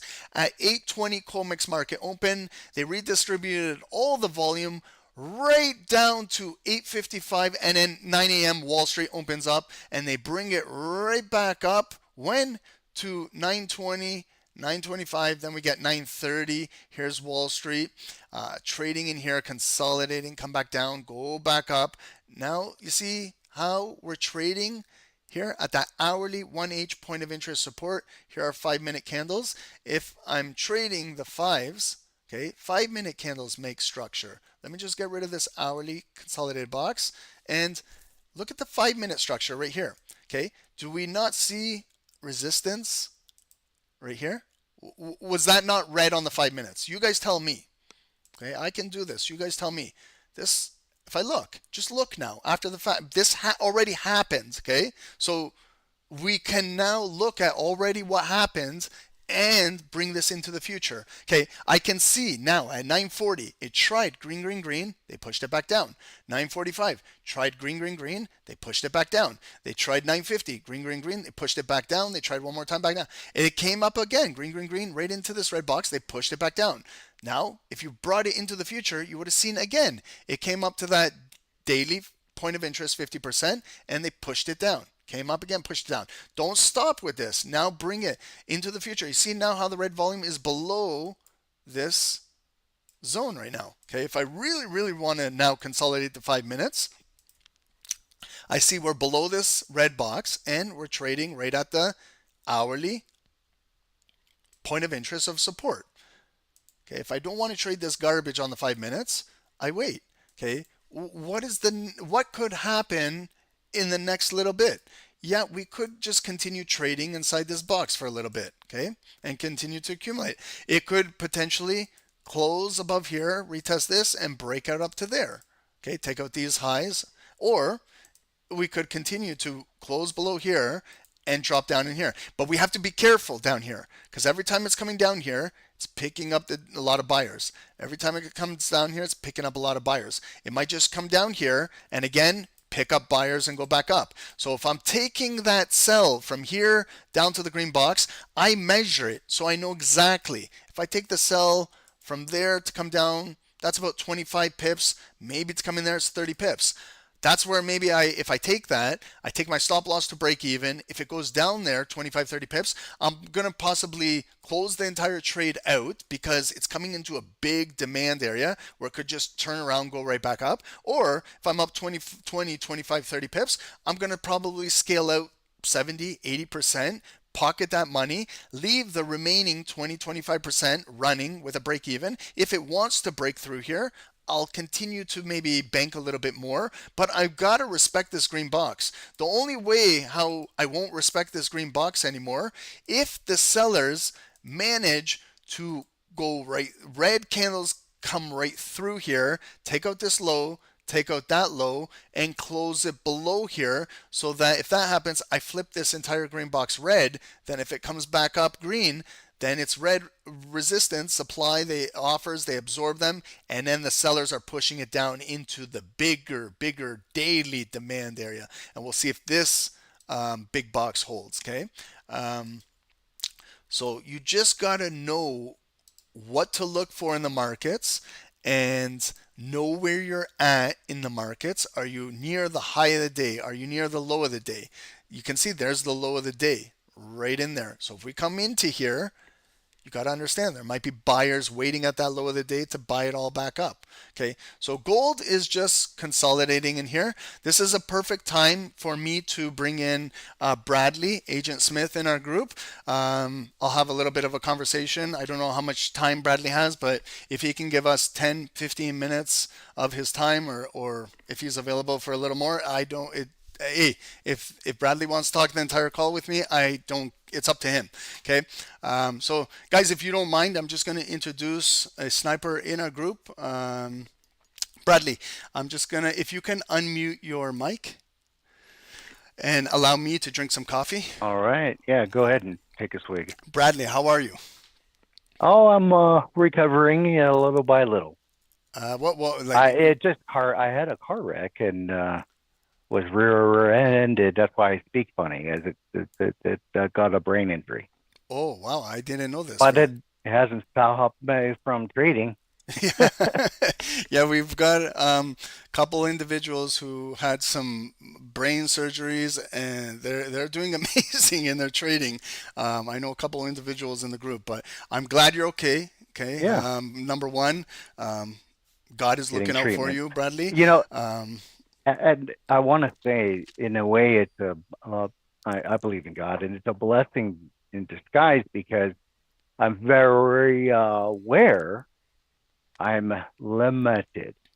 Yep. And Ron knows my voiceover work. I've been in movies and cartoons and films and TV as a voiceover actor. Yep. And now that's on hold. Who knows if I'm going to be completely recovered from that. Yeah, no. But because I'm injured, yep, I have to pay way more attention to what I'm doing. Yes, absolutely, like we all do. So, Bradley, I know we've had a conversation a while ago, and now I see that you are having some success in the markets.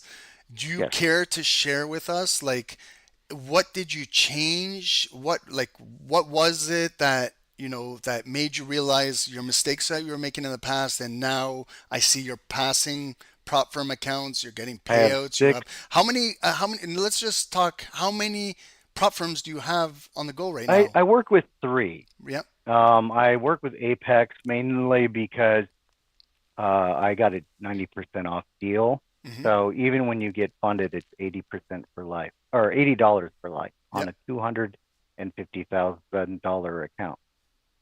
So I couldn't pass up the deal, so I have 6 of those accounts. I have funded 3. I have passed 550K Top Step X, and I just passed 150K Top Step X. So I'm kind of waiting to get some payout from Apex, and then I will pay to activate Top Step X account. That's perfect. Yeah, that's the way how you can leverage off of your accounts and accumulate more, and that's a great way to do that. And the reason I'm doing multiple accounts is because the benefit of copy trading. Mm-hmm. rather than having to make $1,000 on one account, Yep. I only just have to make $200 on 5. Yeah. And It's it's easier to do that. easier to do that. Yeah. And then your payout windows, there's advantages there because you can only, get so much so often. And so when I learned about that, I kind of changed my attack on how I manage accounts. So I went with the lower 50K account, and then I just plan on copy trading that and getting, you only have to make $200 a day on Papa Step X in order to five times in order to qualify for a payout. Yeah. And that's easy for me to do, especially with the signals. No, it's awesome. What securities are you mainly focusing on? Is there one security, a couple? What is? I look at mainly NQES for indices, Yep. although your Dow signals are awesome.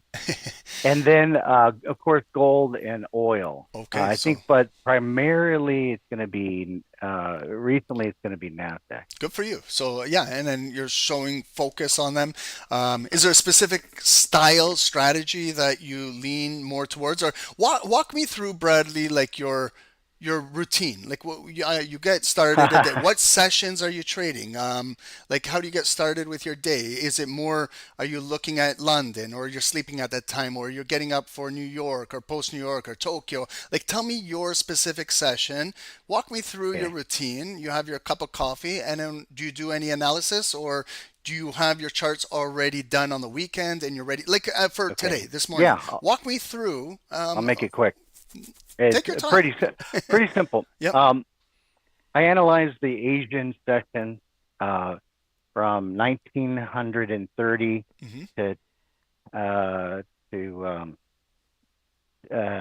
an hour, right? The first of that hour chunk, starting at 1930 Eastern time. Yeah, so 7:30, then 8 p.m. we have the futures market open up till 8:30, and then you start to mark up that area. Then I use an indicator called the DRIDR, and I set my levels based on Asia. Okay. Then those will give me those will just give me areas of interest to look at. So when it hits a particular level, based on the Asian market, then I watch price action, and I'm like, is this going to reverse here, or is this going to continue here?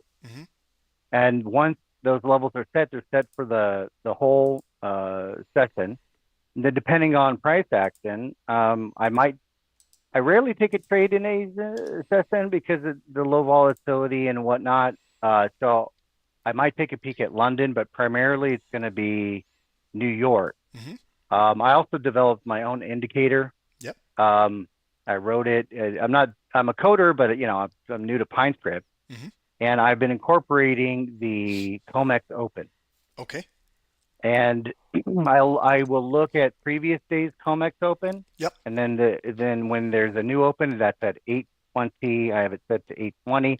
The first 5 minutes of COMEX Open, I find that price will usually do something around that area. Okay. So none of these are like, guaranteed price is going to move any direction in one area.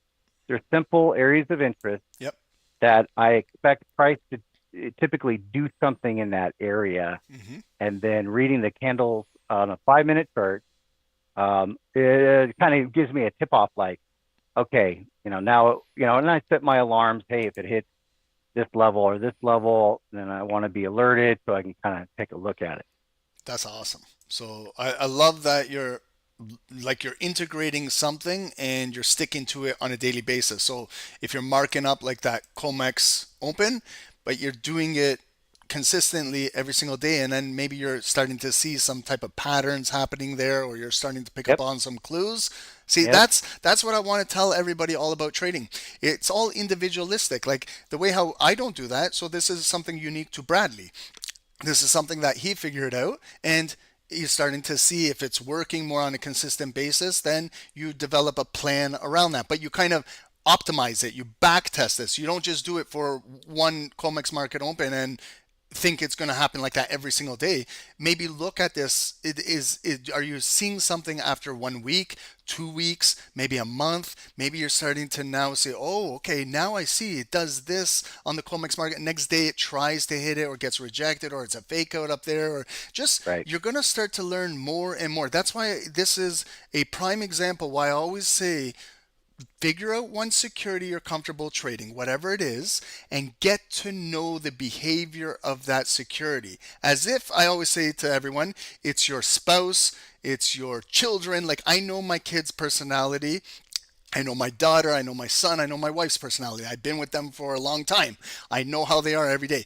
I figure out the personality of gold, of any of the security I trade. Dow Jones, I love trading Dow Jones. I know its personality. I know how Dow trades in London. I know how Dow trades in New York. I know how it trades in Wall Street. I know how it trades right now. I know how it trades going into the close. I know how it trades in news because I've seen it so many times, and I stick with that security. You probably don't see me a lot of times flip-flopping from going from this security to that security to this security, from that time frame to this time frame to that, because it's too much. It's like information overload, and all you need is one or two securities you feel comfortable and you start to learn its behavior. You can literally trade those securities for the rest of your life and get comfortable and get more and more and more experience every single day. So I highly suggest that for everybody on this group to consider something of that nature, to focus on 3 securities. What I say is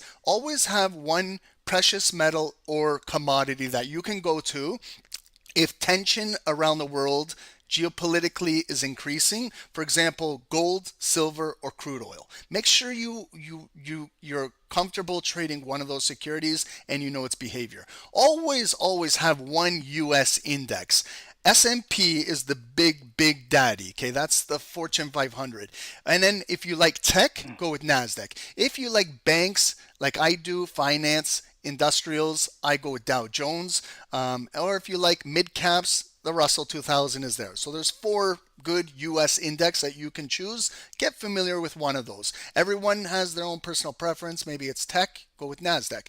And then always have maybe one Forex pair, one currency. For me, GBP USD and Euro USD are always a go-to staple for me. If I want to trade Forex, I will always go to the pound dollar or the euro dollar because I know that there's a ton of liquidity that trades through the US dollar and the euro, and they are very technically traded pairs. If you're a beginner, I would highly focus on those before you get into gold or an index. And I could trade those for the rest of my life, and I don't need to look at anything else.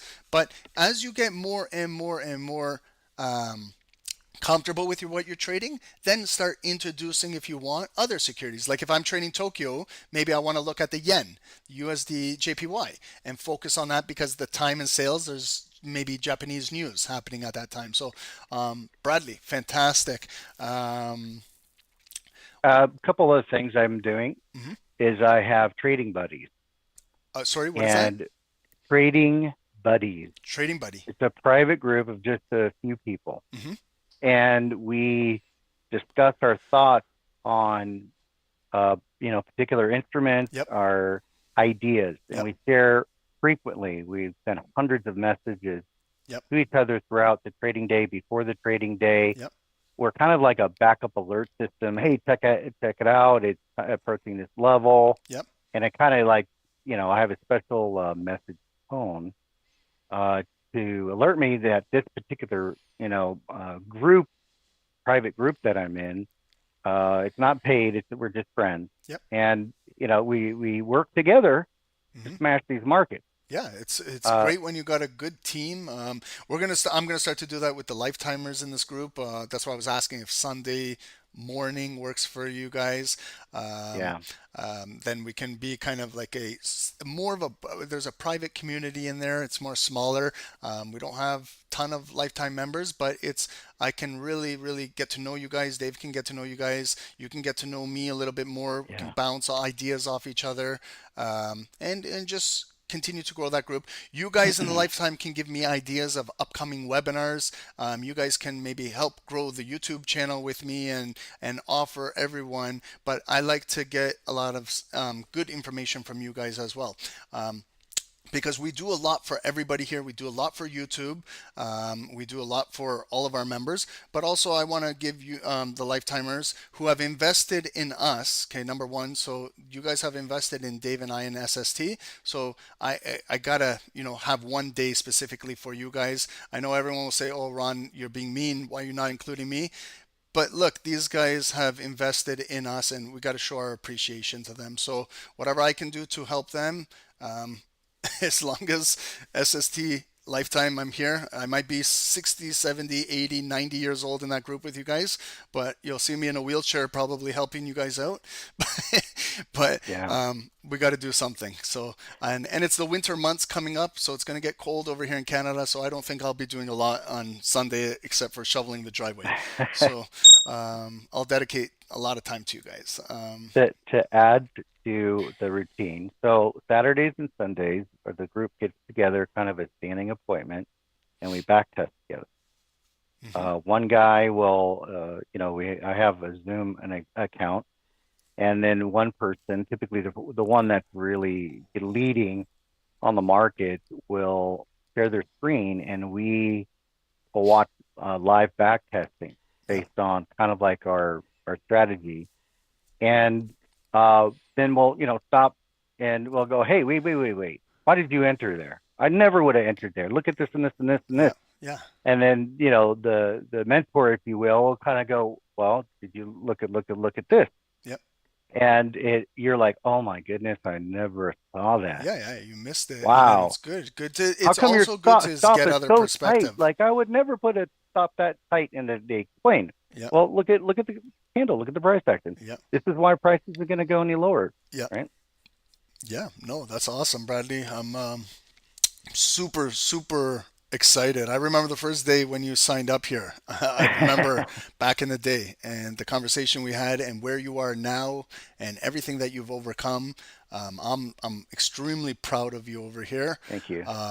Kind of brings a tear to my eye over here. Like Bradley, it's kind of all the hard work we do here, and to see someone having success and doing it and on a daily basis, it's humbling, like for the work we do, and to see that someone is actually doing good with it.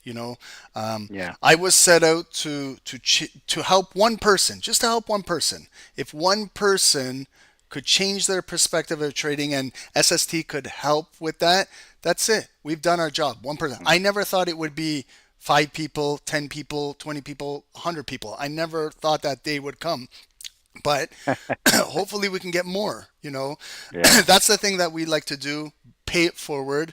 If we can help you, maybe help others. That's why, guys, when we say on YouTube, please if you guys like the value that we're giving here, what we do, if we've helped you in some way, we've touched you and helped with your trading, just if you can hit the like button, it will help grow the YouTube channel. And we're gonna find other traders who are struggling around the world, because we're trying to break through this YouTube. I don't know about you guys, but we were doing really well with YouTube. We were getting a lot of subscribers, and then all of a sudden, I don't know what happened. I don't know if we're shadow banned or what it is, or sometimes Ron says something silly on here and we get strikes, and it's just like, it's a huge resistance that I cannot seem to figure out how to break through this. So we need a little bit of your help here, guys.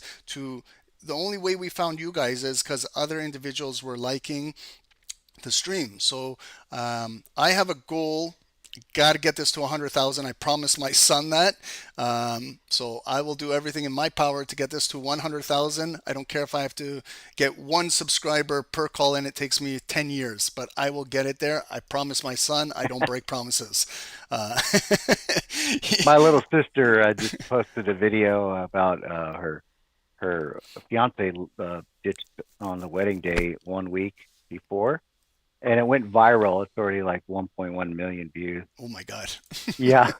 I guess girls, I really can identify with that. To add a couple other changes that I've made to the trading style is I dropped my lot size. big time. I have to, when I look at an entry, I look at it from both ways. Mm-hmm. How does this look for a long? Mm-hmm. Okay, well, how does this look at a short? And because I try to play basically the people I'm competing against. Yeah, just play like the And devil's advocate. yep, Yeah, you gotta be on both sides of the equation. So like right now, how gold is coming up on the 5 minutes, it's kind of closed above. So what I did was I saw over here that there was good support here. Kind of this red bar closed below. I can see the retest where it came back up, push down, back up, push down. Now the big bar right here at 1120 closed above. There's about 50%, bringing it across. And I can see right now, as Bradley and I were talking at 12:45, that volume bar closed above, and now it's pushing right back up to our upper resistance. So I'm trying to play both sides here. What could happen? It could sell back down, but maybe it will be a pullback buy. Maybe I can enter in a buy at this green box if it gets down there. Or we might have like a breakout and close above here. Then I might flip this zone, and this might be my area to buy. Or I could possibly sell it back down. So I don't know to be a buyer or a seller yet in this situation, because every time it's kind of came up here, it's been rejected. This was the only breakout at 11:30 where it kind of just traded up there for a little bit but came back down. So if I'm looking at it now, I can see this leg came up. That's kind of like the neckline, 50% in there where it consolidated, and it's coming right back up. So are they going to make this like a lower high and push it back down? Or is it going to come through here, maybe a double top up there, or at this yellow line, maybe something happens up there and could be shorting its way down, or we could be moving bullish. But I tend to look at both sides. I look at the depth of market, how it's building. So it is building right here, but we haven't really engaged up in here. So as soon as it came in, you can see it's coming down red. well, right that now. area, Ron, happens to be pretty much the opening range, 5-minute candle of the opening range balance. Yep. So, that's, to me, I find that it's a significant area where price does something. It either gets stuck, or it bounces, or it could, blow through and then come back. Some of the other changes that I've made is I looked at my stats, and I was holding losers 5 times longer than my winners. Yeah. A lot of us do. Okay. But how did you overcome that psychology? What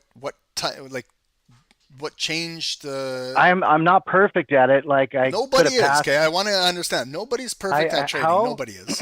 Well, when you look at the data and you go back and you're going, man, I was in that trade for an hour and a half only to go back to break even. Yep.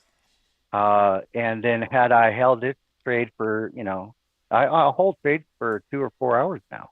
Yeah. Yeah. And when you look at the Top Step X has all the stats for you, and then you look at like 100% of your winners you held for over an hour. And then I'm thinking, okay, so I gave it room to breathe. I lowered my lot size, and eventually it went my direction. Sometimes, what I find helps is if you are trading with the right risk management and you get in a trade and you want it to go for an hour, 2 hours, or 3 hours to allow it to develop, and you have your zones where you've calculated, for example, instead of maybe just going for a scalp for 20 pips, maybe you want this thing to develop 100, 150, but you've given it enough room to breathe.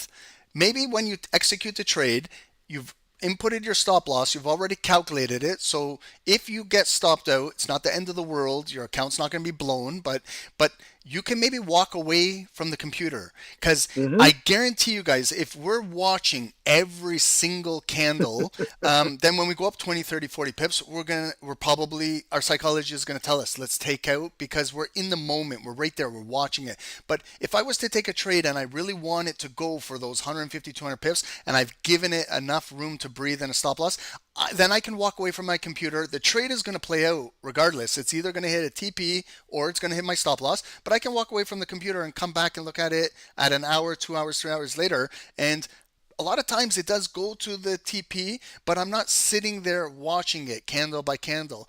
I know that I've been listening to some of the snipers, and they said that they've started doing that, and it's allowed them to physically hold the trade longer and get more profit out of it.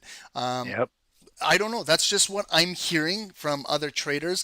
I'm a scalper, so I don't know, but I get feedback from others are saying that that's helping them. So I just listen, and I repeat to you guys what's helping other yeah. traders. I also have rules. My rules are break even at 1.5 RVR, Okay, perfect. I like that. and and then if my trade is within 10% of my level and it's acting funny, I will close. So I don't have to go full TP, but when it gets to 10%, Yep. you can set an alarm. Yep.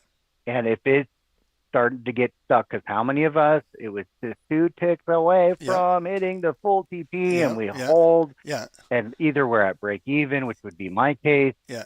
or whatever. We don't close, and then the time freedom is really what we're looking for. Those It's are not money. those woulda, shoulda, coulda moments. Like, I Yeah. know we want that full TP and it's three ticks off of hitting. Just sometimes just close the trade. Okay, big deal. You missed out on the full TP. You still got the majority, 97% of the trade. That's good enough. And continue to compound your account and accumulate. And remember, it's a game of percentages. So the bigger your capital is, that 0.5%, 1% is life changing when you're trading with 50,000, 100,000. Yeah. If you combine those accounts and you're up to 250,000, 0.5%, 1% is life changing. And Yeah.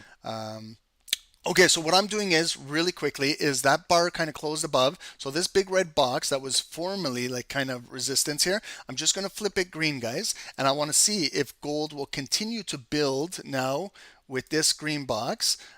We've kind of made our way out of this consolidated range right here. So the bulls are pushing up gold, but it's still got this lower high, and it's got this massive drop from COMEX. So slowly it is building, but we'll see if it can come up to here. So remember, this yellow line was the daily point of interest, 50% of the current red volume on the daily candle. So if I go back to the daily candle and I show you guys what I'm talking about here, this is where, see the candle, it's still red. See the volume? But now the buyers are pushing it up, and it's going to approach this yellow line, which when we started the call, that was approximately 50% of that red volume. So we'll get a reaction here. We'll see if the sellers continue to push it back down, or if the buyers can physically push it above here and maybe try a little higher. But it's still a lot of red volume. Okay, so if you're buying short term on the 5 minutes, you got to understand that you're going against the daily bias.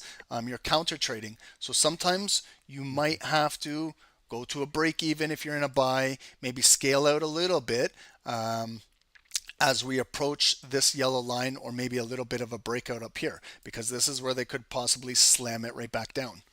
Ronnie, besides market open, are there any? Do you consider time of the day at all in your trades? What do you mean time of the day? Well, for example, it's lunch is just finishing for New York, the lunch break, right? Oh, yeah. Oh, obviously, I incorporate every single minute of the time of the day. Yes, right now it's just after 1 p.m., so it's break time in Wall Street. All the big suit and ties now, they're going eating sushi on Wall Street there. So they got the algorithms trading now. Normally, what happens is the markets kind of consolidate until they come back at 2 p.m., and then we got that end of day rush. For gold, if you're trading gold right now, time of day, it's 1 p.m. The COMEX is going to close in 30 minutes. That volume is going to evaporate. I'm big on time and sales always. At a certain time of day, I like to trade. Like when it comes to power hour, I love coming in power hour sometimes, just getting in a couple quick scalps and just get out, because I like that volume at that time. Markets really move nicely if you're a scalper. But your mindset is on the 10, 20, 30 pips moves. I'm not looking for 300 pips at the end of the day. I'm not looking for an overnight runner. I'm not looking to hold a position. I'm looking to pip and dip and get out of the markets. Time of sales, I always place heavy emphasis, always at 9:30. Wall Street market open. 10 a.m. normally there's a lot of red folder news, and then I love to trade from like 11 to 1. There's a good window in there. Then 1 p.m. to 2 p.m. Wall Street, they go for lunch. That's when algorithms continue to trade computers high HFT. If you are trading that time, that's who you're trading against. And you got to know You, all time of day. Absolutely. yeah, you could call these sniper windows. Yeah, yeah, yeah. Like you're Absolutely. shooting through this window, you're shooting through that window, Yep. because the odds of you not getting hit and seeing your target, get better. But And if you're, yeah. go That's ahead. why I kind of just trade from one zone to the next zone. Like if I'm looking for, Hmm. if I see volume move its way up and close again above this and pulls back here, then I'm using my yellow line now and I'm looking to come back up, trade where it did trade, like it's leaving its footprint. I see it there, but maybe with this momentum now that this turns into like a flip of the daily candle, because now we're flipping 50% of the current red volume. Now we could be pushing up and the momentum changes. We could come right and trade right back up to our next daily point of interest resistance. And I'm a person, I don't know about you, Bradley, do you measure moves or is it just me Oh, that big does time. this? Yeah. Yeah. So So, if let's say on a trending day, yep. right? I measure the pullbacks. What typically, how many ticks are the pullbacks? Is Yep. it 50? Is it 100? Is it 80? Mm-hmm. And then I measure the current pullback Yep. market and go, okay, since we're trending, if it gets back to this level, which a lot of times it will be on the trend line, right? If Mm-hmm. you draw a trend line, Yep. then you just watch how price action behaves there. Mm-hmm. Absolutely. I measure the moves. I when I figured out that back in the day, I don't know. My dad is very handy. He's handy at anything. So I was always like job shadowing my dad. When we were going to the rentals when I was 10 years old, he was getting his measuring tape out. He was saying, you hold one end, I'm going to measure this end. And then I always asked him, why are you measuring? He goes, well, what do you think? I'm just going to guess how much hardwood floor to buy or carpet I'm going to buy. He goes, we have Right. to measure this. And he was always using that measuring tape and he was always precision. There was not much like material left over. So same with trading, guys. We are tradesmen. We're tradeswomen, whatever. If you're a woman, male, female, we're tradespeople, whatever you guys want to call yourself. But you have to know how much the measurement is. So I always learned, this is my measuring tape. So if I'm measuring from here, if it does this and comes up to there, I measure it. So then I know exactly. So before I even take the trade, there's no ifs, ands, or buts. I know that range is 38 pips from yellow to yellow. And this is reading the tape from one tape to the next tape. If it fills, then I have a job to do. My job is if I take a buy here and it goes up 38 points, my next job or rule as a trader is if I have a stop loss, I'm bringing my stop loss up to break even. Now, I have no emotions in the trade, a risk-free trade. My capital is safe. I cannot lose. I can maybe lose a portion of my profit, yes, but with more experience, you're going to figure out how to control that. So as soon as now, but I see this area too, where I see the market got rejected right over here. It came into here and got rejected. So as it's coming into this area, yeah, that's the full TP I want up there. But what happens if it just trades back in this red box, how it did here, here, and here, and then they push it back down? So sometimes I just measure it up to there. That's 15 to 18, 20 pips. If it's just a small trade right up to there, I could grab those 20 pips. But if it continues to move, and maybe 25, but then I watch the candle bar closes. Now I see it closed above there, so I'm still in the trade, but now I'm flipping this zone from red to green, and maybe I see a pullback come into here, and this holds, there's a fair value gap in there that gets filled, those pending orders, then we are driving up to there. So when it gets maybe to the full target, then I'm going from stop loss to break even. I don't need to close the entire trade up there. You can if you want, if you're happy with 38, 40 pips and you want to close trade and look for another trade or whatever, that's your business. But you got something you have to do up here. You can either close the entire trade, but then if it starts running, then the woulda, shoulda, coulda's kicked in. But Yeah. as it gets up there, I've learned over time, I was reviewing my journal over the years, I was leaving too much money on the table because I was looking for a bigger move. I was always looking for the move to come all the way up to the next big area. And I would find that I was getting a lot of profitable trades for 20, 30, 40 pips, and I wasn't doing anything. And then they would come all the way back down and hit my break even. And I saw a lot of break evens in my trading, and I'm like, how can I fix this? What can I do to fix this? So then I learned over time, how about I take not the whole position, but maybe 50. I was taking out 50% at that time, but then I started to see that it was retracing back down. So then I'm like, why don't I take out 80% up there and see what happens? So then I was taking 80% of the trade. Banking that money makes me feel good, growing my account, leaving the 20% to run just for my psychology. If it continues to go, okay, I'm still making a little bit of profit. I'm still watching the trade. I can always re-enter on a pullback, but kind of then I leave my runner to go break through this resistance and tell me what's going on. But it all depends on your trading style. Some of you guys use Fibonacci's. I use more of this coding system here. If you use Fibonacci, if it goes from one fib to the next fib, or from one area to the golden zone, maybe you got to be doing something when it gets up there. Like right here, how these green body candles came and traded right into that red box. Now they're coming all the way down. Lucky it got a wick and it's coming right back up. But if this closed right down here, it probably would have came into the green box where these individuals bought in, and it could have been a break-even trade. But right now, see how it came down, coming right back up. The volume is still in here. It might continue to come up through here. If it comes down one more time, this could be maybe, if you're looking for a short scalp, okay, to sell from below here to come down there. I know it's real short. It's only 15 pips, maybe 20, but that's, again, short scalping. I know a lot of people are not interested in short scalping. They're interested in bigger moves. Then I wouldn't be watching 5-minute candles if I'm looking for bigger moves. I would be focusing maybe on the 15, 30, or 1H, 30 minutes. Look at what the 30 minutes are doing, okay? So if you're looking for a bigger trade on gold, here's the double bottom that already created on the 30 minutes, came down, back up. There's our neckline. It came back down. There's our double bottom. It came up and it had the breakout right there at 11:30, but nothing closed above there. Then it came back down, but it's big green candle closing right above there. It tried to break out, but nothing materialized. It came down. So if we get 30-minute green volume in the next 18 minutes closing above here, yes, then we can build off of this and fill this wick, fill that wick, and maybe that one, and continue to test this daily point of high resistance. Maybe we'll have a flip of the daily candle. Remember, it's still red volume, still holding their position. So if you look at the higher time frame daily candle, the reason why I marked that zone has our 5-minute, 15-minute, 30-minute.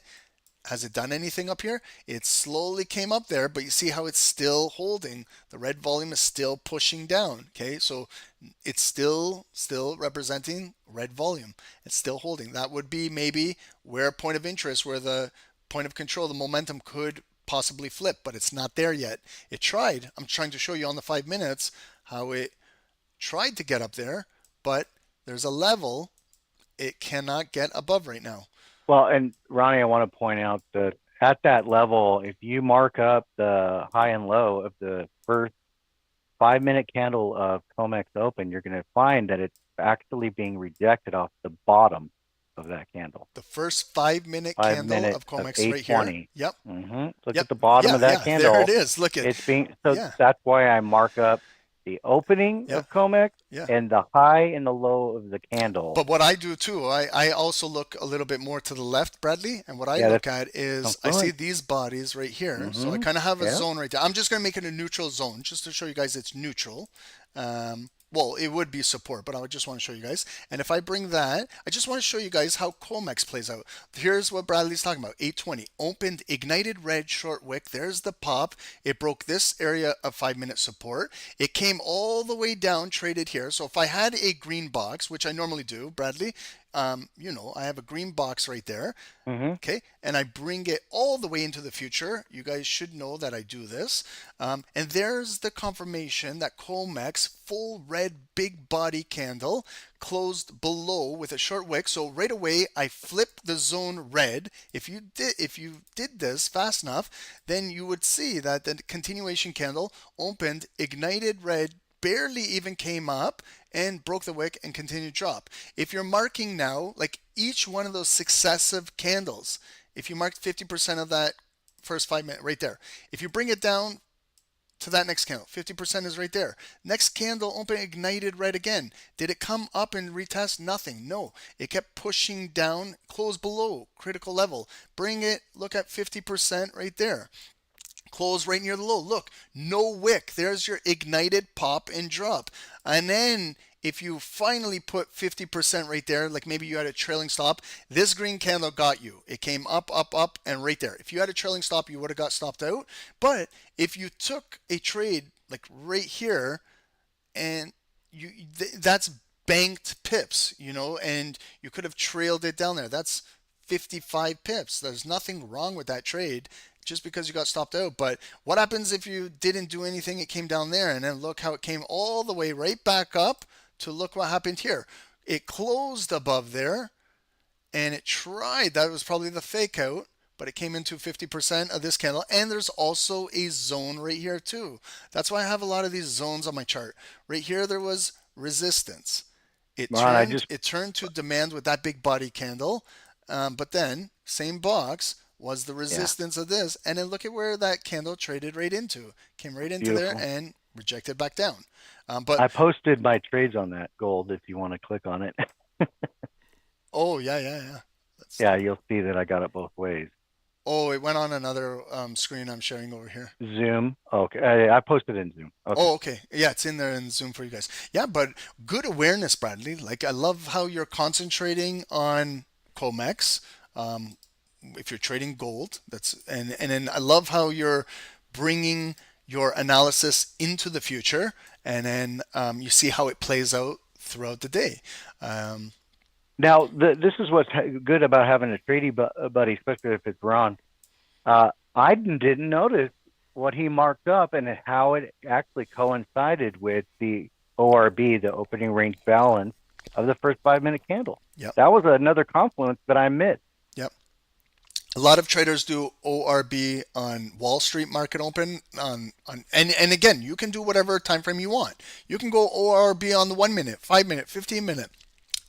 Remember, all candlesticks have the same characteristics. It's just you got to be disciplined enough to wait for bodies to close on your specific time frame and see how things. You can do COMEX market open. You can do power hour, 3 p.m. You can do ORB on power hour. You can do the 1 minute candle. You can do the 5 minute. You can do the 15-minute candle. You could do anything you guys want in the markets as long as you kind of just back test it. Kind of if I say today I'm gonna trade the ORB candle power hour, the 15-minute candle from 3 p.m. to 3:15. I'm going to mark the high and the low, and then I'm going to follow that volume to see if it closes above or below. If I say I'm going to do that today, and I've never done that before, I'm not just going to do it today and go risk my entire account on that strategy without doing any sort of backtesting. What I would do is maybe on the certain security I'm going to do, for example, Dow Jones, I will look on Friday, power hour, mark it up and see how it reacted. I would do the same thing for Thursday 3 p.m. to 3:15, market high and low, see what happened. Wednesday, Tuesday, give myself a little bit of 1 week analysis or 1 week, and then not just stop there. Maybe do it the previous week. Maybe do it all of September. Get a little bit more data. Like if you don't know anything about this strategy, then why would you go risk your entire account on it? And then when you do something silly, then you're all pissed off and then you're revenge trading and you're mad. Well, you're the one that didn't prepare yourself. Anytime you're going to do something, if you've never used a Fibonacci tool in your life and you want to use it today, don't just go put it on your chart if you don't know how to properly place it and start trading until you get a little bit more experience. That's what I find, Bradley. I don't know about you, but I find that that's what traders are lacking these days. They're too quick to get on the next strategy and they haven't back tested or optimized anything because they just want to get in and make money right now. But I'm trying to say some seasoned traders have invested their entire life in back testing and optimizing, and they're just showcasing what they do live through all of the behind the scenes that nobody sees, how much time, investment in learning. Like I was spending hours away from my kids and my wife, just staring at candles every single day, seeing what these things do.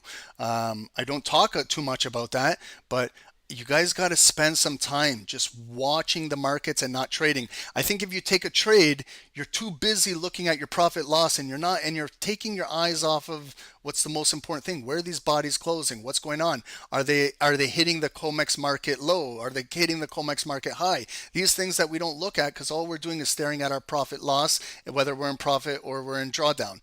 And we're not really focused on what is going on. That's what guys, anything you're going to do, make sure you have some sort of back testing on it.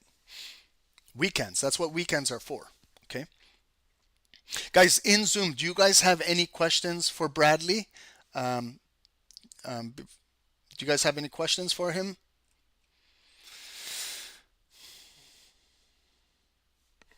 Let me know. Oh, Bradley, you're muted for a sec. I can unmute you. 1 second. Yep, Bradley. Oh, Okay, there you are. yeah. It was just there was planes and helicopters in the background. Look at the double top up here. Okay, you know when we're talking about M pattern. So it came up here, came back down, came up, and now it's coming back down. Okay, there was no physical green volume that closed above here. Okay, so they're pushing it back down. As it's coming down, will it come back up? Will we get a first red bar that will close below here? Then we'll see maybe gold retrace back down to here, but that was a good answer now. It's an ignited green candle, okay? So what I'm doing is looking at 50% of this previous big body candle. I can, like 50% is right there, but you see how I have a close and an opening price right there of those bars? So maybe I bring my red line right down to there, and I see that it opened ignited, came up green, green, green, retested the red line, that body to body, and I want to see now if the sellers can exhaust these buyers who are buying right now. See how they're pulling them down? And the body, remember, opened ignited. There's the first flash, red. So I know that the opening momentum of this candle right now, they lost opening momentum because it opened initially bullish ignited, and they broke it right now, but it couldn't break that low. So now it's still accumulating. So this is where sometimes you'll get a little flag pattern happen right below a critical area that it's trying to break right now.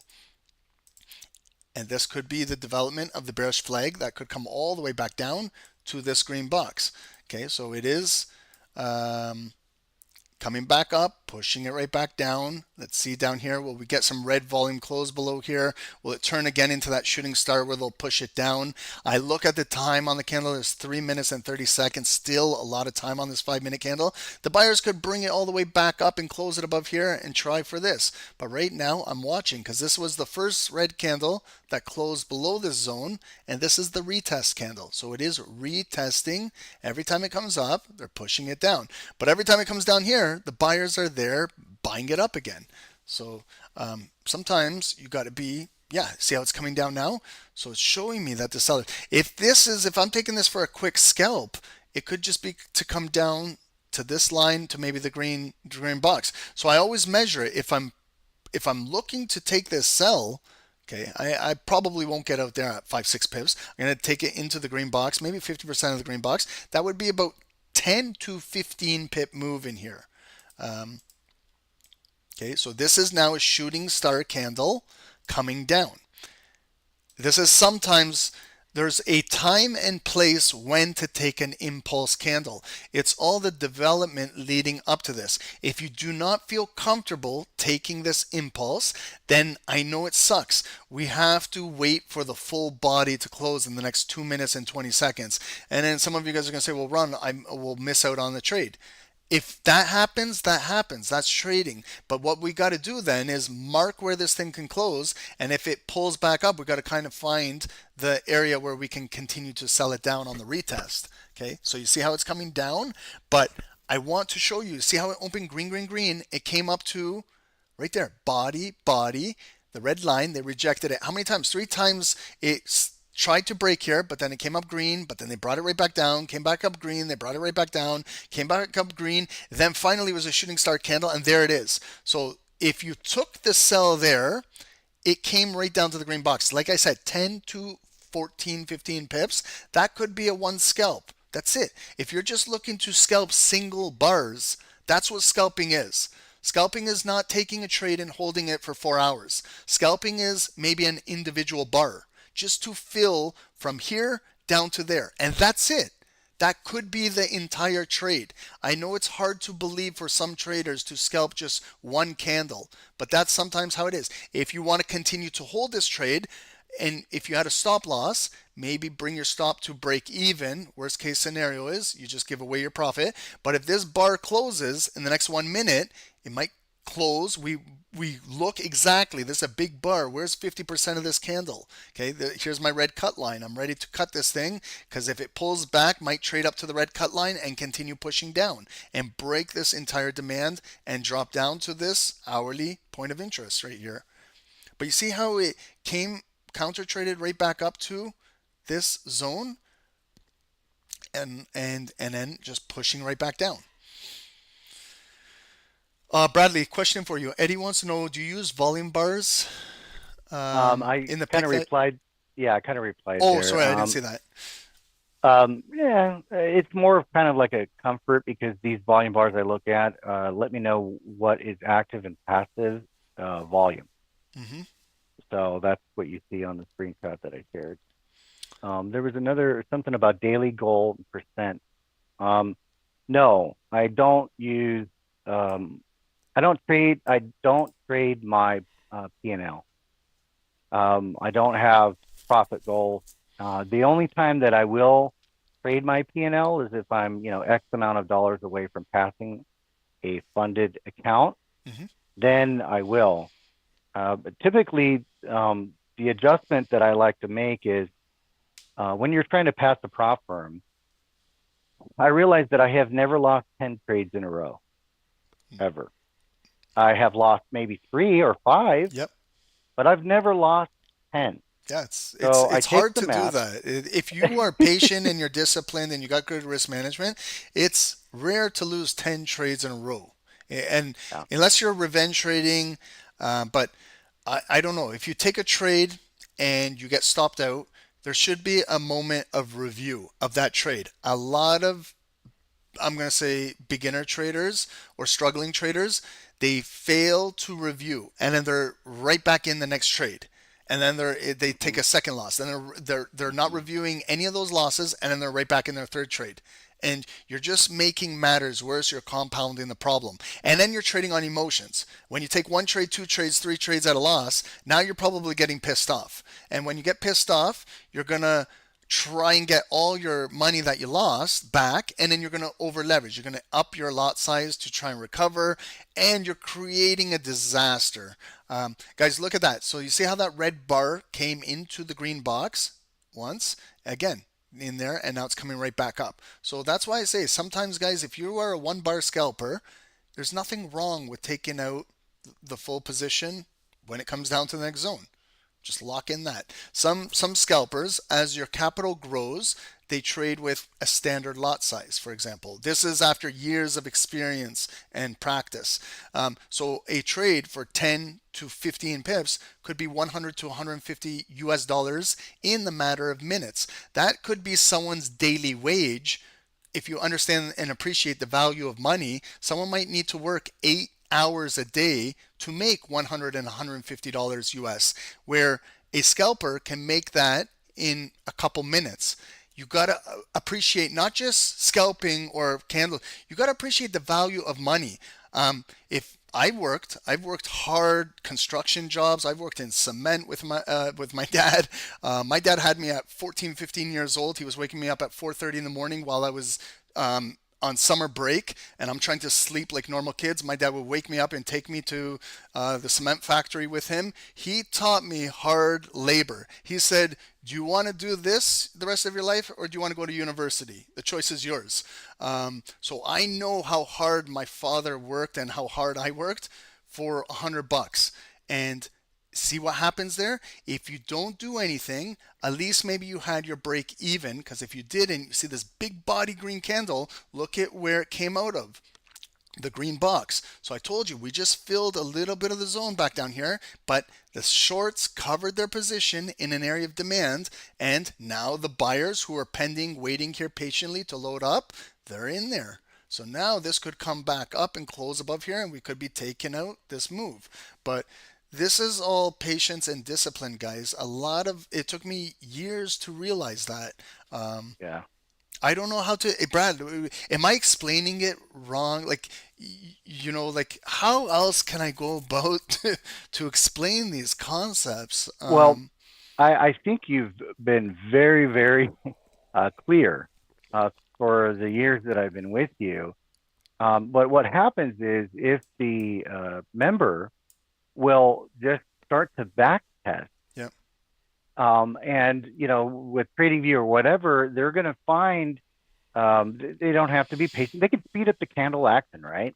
Yeah. And you can fast forward it 10 times or however fast it is. Yeah. And so they don't have to wait real time. Yeah. But they're going to find that, once they mark their zones, it looks like, price is getting away from you. But if you've done your analysis right, Yep. if you just wait for your entries, I can't tell you how many accounts I've blown. Yep. And okay, let's say the trade eventually went my way, right? Eventually. But I was in drawdown for 3 hours. Right. Because I didn't wait for my entry. Right. Yeah. And getting the right entry Yep. can potentially remove tons of stress. So instead of waiting for your trade to hit, you're green for 3 hours. Yeah. You're not red for 3 hours. Well, that's all part of the discipline and the patience of trading. Like we can all, you see this box right here, this zone, this used to be that bearish flag that I put down there, and it came naturally down to the green box. Now, if I use this same zone, what I would do, and this is where I manipulate it, I adjust it. I see that previous low, I come down to there, but you know that red line that I had from the previous, so that's my cut line. So now I see that there's still this bullish volume from here to here that's pending, that maybe if it pulls back, buyers now will get in here. So I just go through my green charts and the box, I make it green, I bring it across, and now maybe I missed buying here, or I don't want to buy the high, but I maybe now got to wait patiently for the volume to come back down into here and pick me up and other traders down in here. And sometimes you're going to miss out on the breakout trade up here. If that happens, it happens. But if you wait here patiently, you might get filled, and then it's going right back up with zero to minimal drawdown and breaking out this high, and you're directly in profit. As opposed to buying these high breakouts that these guys got, the buyers up here got stuck in drawdown. Buyers up here got stuck. Maybe that was a big move that they over leveraged and they got stopped out there, but it's coming right back up here. Maybe we got to wait for that healthy pullback to pick up this volume at this higher low, and that might be a point of entry. And then what I'm looking at is the structure behind me for my stop loss. So if I want to trade with a really, really tight stop loss, maybe I'm below this green box. It tested 2 times right there, so I feel maybe confident putting my stop below there. If I really want to give it room to breathe and I don't want to turn this just into a 1 or 2 bar scalp, maybe this is going to be an afternoon play and allow this to breathe, then maybe I place my stop below the hourly point of interest. Okay, this is structure. So now I measure the move. I haven't said what lot size I'm using because I'm still deciding how much I'm going to risk on the trade. So if I give it room to breathe, bigger than my stop loss right here, I measure the stop loss. Just like I measure profit, I measure my stop. That's about a 25, 27 pip stop loss, okay? So again, if I'm using a standard lot size, I'm risking $270 on that trade to possibly make how much of a reward? So what could happen? Yes, it wants to come right back up to the red line, but that's a 1-to-1 risk to reward. If I'm risking that much, I want to give it enough room to breathe and accumulate to maybe come back up and take out these wick highs, maybe get up to that next daily point of interest because I'm giving it more room to breathe. If I'm going a little bit tighter with my stop loss, like I said, maybe if I'm placing it below the green box, then I'm not risking 27 to 30 pips. I might be only risking, let's see here, down there is 15, 16 pips. Okay, then maybe I'm not going to hold the trade all the way up there. Maybe I could if I get lucky, but maybe my goal is to just get it right up to this yellow line and figure out what happens. Then I could close, I could go to if it gets up there, I'm in profit. I take my stop loss. Then I'm at break even. I got no risk in the trade. That's important to me because that affects emotions. Again, then we got to figure out if it comes back down to break even. Yes, we give up our profit, but as it comes up there, I don't know. I trade by the bar. So I see as the bar is coming up there, I see how it develops. I see if it will break above there. I see if it will close above there. If it closes above, then I figure out where's 50% of the bar. If there's a pullback, if it continues to drive, yeah, then I'm going to hold the trade and try and maximize as much as I can out of it. But if I'm just looking for it to fill from here to there, I've measured the move. I've also measured my stop loss. So then if I want to give it that room to breathe and a standard lot is too much, $270, then guess what? I'll reduce my lot size to a half lot. Then I'm only risking a half lot. I'll still lose $135 if it stops me out with a half lot, but it's better than losing $270. It just all depends on how much you're willing to risk, but it's not just a cookie cutter method. I don't just go in a trade and just always look to take a trade there and then it's the same lot size always. No, I change with how everything is moving. If I need to use a bigger stop than usual, I'm going to reduce my lot size. I'm still risking the same amount, but bigger stop loss. You got to lower your, if not, then be prepared for a bigger loss. And This now is let's see what kind of, happens. So yeah, so yeah, it's go ahead. trading right up here. Okay, we're getting our ignited bar that's trying to take out these wicks. So I know it's going to be a lot of green boxes, but this is red to green. Still could be waiting for a pullback in here, but there could also be maybe a pullback right in here. Remember, we haven't still came into 50% of this bar or the bottom of this green box. Right now could get that initial break right here, but if you don't feel comfortable, like if you're not in on this leg coming up and you're not in on this leg coming up, think about it. You're buying the high where these guys and these guys might be taking profit out of the market and selling into the supply. Yes, you could take that, but try and get in the habit of not taking this breakout candle. Maybe, yes, you got to learn a little discipline to wait for the pullback. I know it sucks for everybody.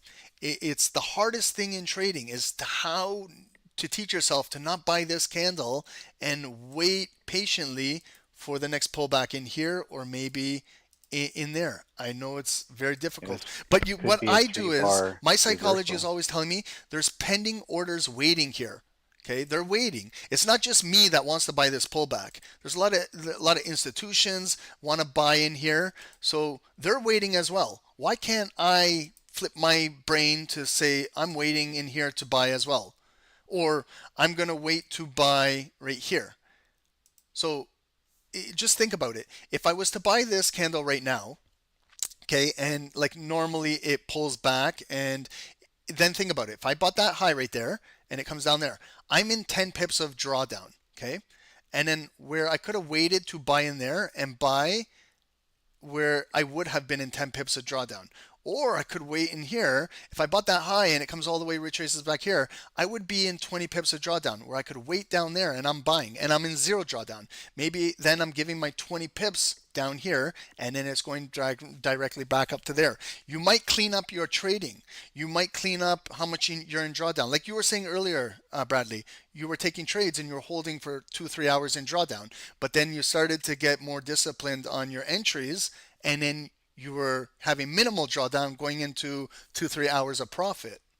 Yep. So it's just it's mindset, guys. Trading is a game of mindset. As much as it is trading candles and things like that, it's a game of mindset. And I want to accentuate what Ron just said about the risk versus reward. When I realized I didn't lose 10 trades in a row, I make sure that I always trade with a minimum of a 2-to-1 RVR, or as close to it as I can get. I typically do 3 or 4, but if the trade and I analyze it and there's no 2-to-1 minimum RVR potential, I'm not going to take that trade because the odds and consistency over time, I might lose 4 or 5 trades in a row, but the 1 or 2, 3 that I hit are going to make up for all the 3, 4, 5 trades that I lost before, and I'll be basically starting at zero again. Does that make sense, Ron? Yeah, no, it does. Absolutely. So, if you're 1-to-1, I look for a better trade with better potential. Yeah, guys. It's just allow the trade to come to you naturally. I don't know how else to say this, but trading should be very natural. If you feel like you're forcing a trade, I can tell you that you're doing something wrong. Like it's an intuition I have. Anything in life, if you're forcing something in life, you're probably going to make a mistake. Allow things to come to you naturally in trading and life, and that's the way how I go about business. I allow things to come to me naturally. When it comes to me naturally, I make a calculated decision. Is this the right move? Is it the wrong move? How much am I risking on this? Like, I've been waiting for the Canadian housing crash bubble to burst because I'm waiting patiently on the sidelines. I want to buy a couple more rental properties, but I've been waiting for years now, and I'm getting kind of impatient because I'm waiting. I don't want to buy at the high of the market, because then when you do, like a lot of my friends did in COVID, they timed it improperly. I was telling them to wait. They bought the highs, and then they came down, and then they're stuck. I'm trying to time that out. I've been patiently waiting for years now, and it still hasn't came down. And I might miss out on an opportunity, but that happens. It didn't come down to me naturally. I don't want to force buying a rental at the highs just to buy a rental when I can wait for it naturally to come back down to me. So I feel like if I missed out on an opportunity, it's okay. There'll be another opportunity that comes in life. Don't force things. Same with this trade. It's building. It's like, the unfortunate thing is this thing is building. Like, if we look at 50% of that candle now it closed above that wick, still got 50%. It's an ignited bar that continued to open. So this thing could be driving up to that daily point of interest. Now, if we take a look at that 30-minute bar, this is what we're seeing now. So this is an impulse breakout on the 30-minute bar. There's still 19 minutes to go. This thing, like, following it, if you're a 30-minute trader, you see how it came down red, red, red, red, red. We watched this on the 5 minutes where it picked up and it closed right here, and then now it's opening up like a 3-bar Tetris play. So this is, when I look at this on a 1-minute setup or a 5-minute setup, this is the same setup on the 30 minutes, like a piece of Tetris. It came up, there's your little inside bar, it picked up the liquidity with the big wick, and now it's breaking out. So sometimes I always say there's a time and place for an impulse trade if you're reading the context behind it, not just taking a trade just because, but if you read the context behind this, you can see how it's building. So this is a natural breakout that's trying to fill these prior wicks. There's a lot of wicks it's trying to fill. There's a lot of exhaustion behind us. So it could be approaching that daily point of interest on the 50% red volume candle. So if I show you the daily candle, you see now the buyers are slowly pushing up the daily candle. They're getting up there. They're pushing it, they're bidding it up, and now it's approaching that key point of interest. When we started the call, this yellow line was representing 50% of our daily volume. Now they're pushing it right back up here. So we will get a reaction here. I want to stay on this call till I show you what type of reaction we're going to get up here. Right now the 30-minute candle is filling up, and that's why we're seeing these bullish ignited bars on the 5 minutes, because they're running off of that big 30-minute candle that opened up here at 130 right here. Okay, so maybe this pullback buy is out of the question. Okay, so I remove that. Then where would my next pullback buy be? Maybe in this green box right here, at this green line right here. It still hasn't even retested this box. Okay, when we got the breakout, it still has not even came down yet to retest this zone yet. Okay, so maybe that's where I'm going to look for a pullback buy. Maybe it will come up to this daily range and start to trickle back down. If that's the case, then maybe I'll position myself for a pullback buy, maybe somewhere in here. Then where am I going to place my stop loss? Is it going to be a little tighter? Give it enough room to breathe in the bigger green box? Am I going to place my stop below there, or give it all of that room to breathe? Maybe in there is a safe stop loss. Maybe get triggered in here and bounces out of here. But gold, yeah, it's creating this higher low double bottom from this big leg that came up, pulled back, held in here, didn't really break our hourly point of interest support, came up to that 5-minute, came back down, higher low. So that, remember I was telling you that one bar scalp coming down there, it filled. But look at the answer by the buyers.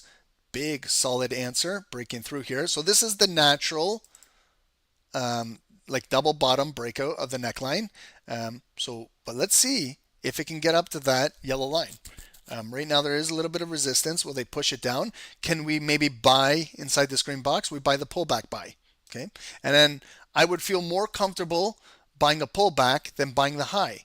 And then if the trade hits my stop loss, like for example, if I buy the pullback and I place my stop, maybe somewhere in here, and I get triggered in my buy, and for example, if it's coming down, then I get my buy and it goes up like this and just kind of consolidates, and then it comes down, then that's life. Then I get stopped out. But I would feel better about this getting stopped out here, where I waited for the pullback in the green box and the trade just didn't play out in this case, as opposed to buying the high and then going into drawdown and getting stopped out. So it's just mindset. Sometimes you miss the trade, you miss the bus, but there might be another bus that comes down and picks you up at another time. These are full body candles right now. Why? Because of that nice big 30-minute candle that's breaking through here.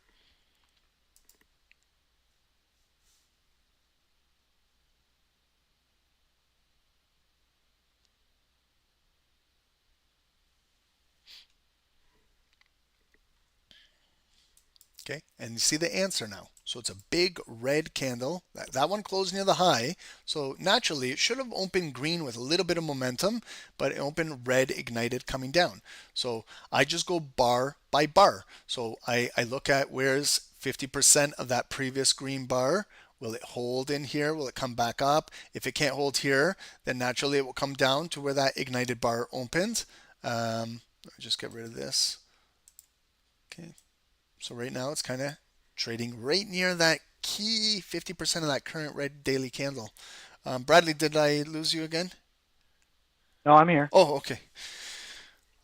Is there any questions for Bradley, guys? I appreciate, Bradley, your time for joining us. Thank you. That was amazing. I'm very, very, very proud of you, everything that you've overcame. I hope that you get a speedy recovery from the car accident and recover from that.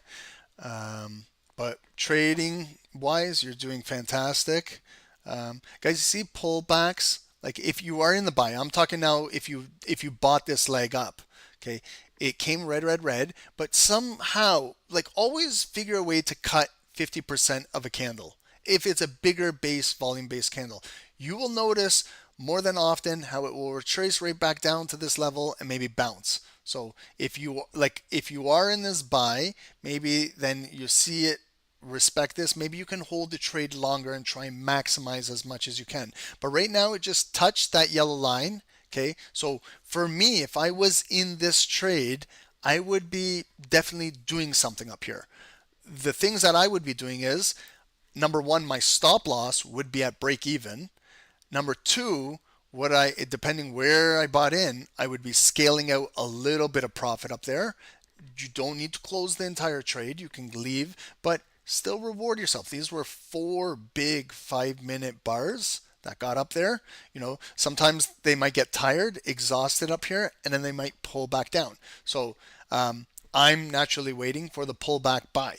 If something happens up here and it comes back down, I'll be looking to buy in here in this pending order box. There's pending orders waiting right here, pending orders here and here. If I could get in right at 50% of the green box, that would be an ideal buy area. And it just continued to go up with the trend. Like right now, it made a higher high. There was the higher low. It's making a new higher high. If it comes back down, maybe that could be the new higher low. That would be an opportunity to look for a buy and then come back up and take out this and go back for a new higher high and just doing this move. But as a trader, I know sometimes waiting patiently, the trade doesn't come to you. Okay, but that doesn't give you the right to start forcing trades. I know this is the difficult part of trading.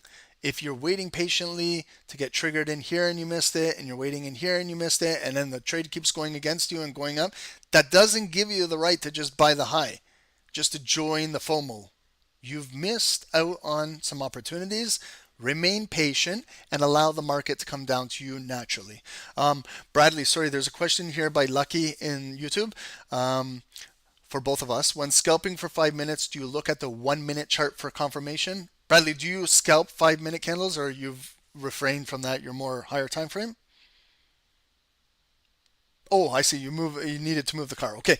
Bradley has just stepped out for a couple minutes. Lucky, I can answer that question personally because I do trade flip-flop from 1 minute to 5 minutes. So if I'm trading 1 minute candles, then what I do is I have my 5 minute structure, but I'm looking for the 1 minute candles. Okay. So see exactly how the 1 minute candles are trading at maybe the 5 minute levels, or at the higher time frame levels. So like here, when I had from the top down analysis this hourly point of interest, you can see how the 1 minute candles slowly came down and they tapped that and then started to move up. If I'm looking for a 1 minute scalp, if it's slowly coming down there, you look at kind of there's bullish divergence on the 1 minutes. See where it made that previous low and the strength is increasing while the 1 minute volume was coming down. Okay, so price is making a lower low, but the strength is slowly increasing. And where did it increase?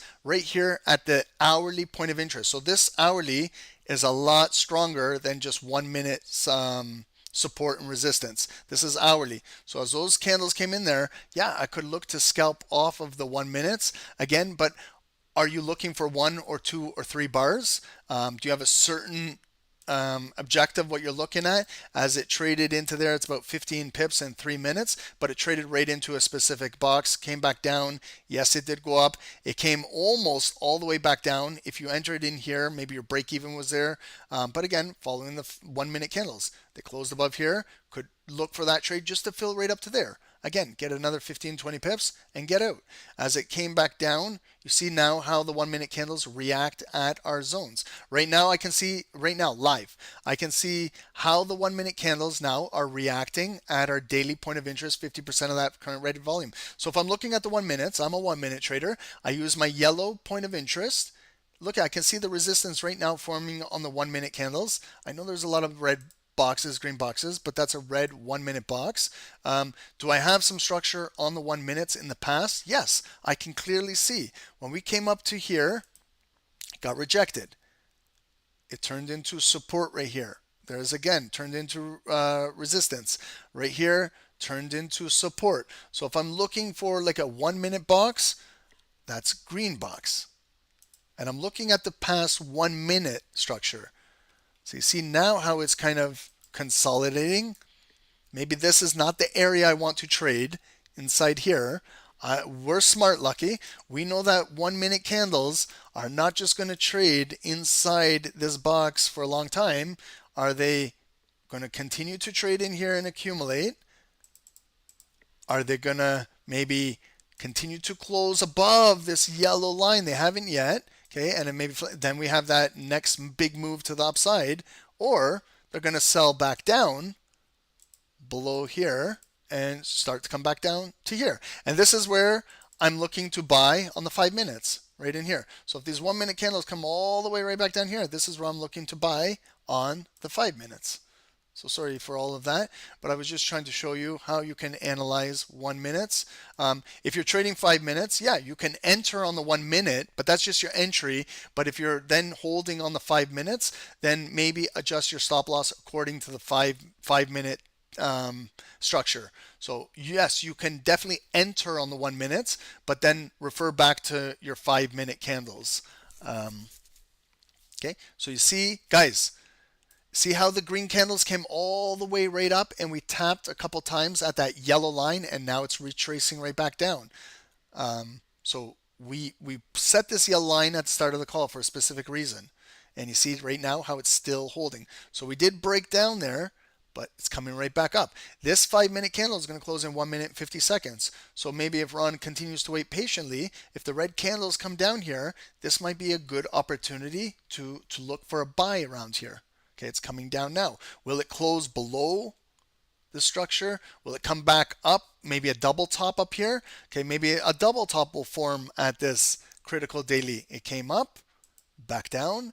Maybe it needs to come up one more leg, and then they really push it down, and then it comes down in here, and that might be an opportunity to look for that pullback buy to take it right back up.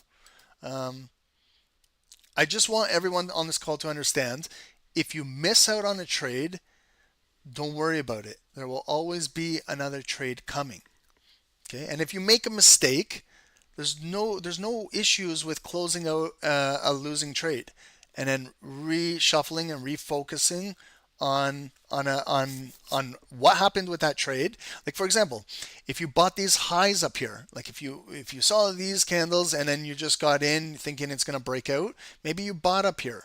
Okay, now if it comes all the way down there and you get stopped out, then you got to go back and review, why were you buying up here? Why? You got to answer these questions. If you don't, then you're not going to clean up your mistakes.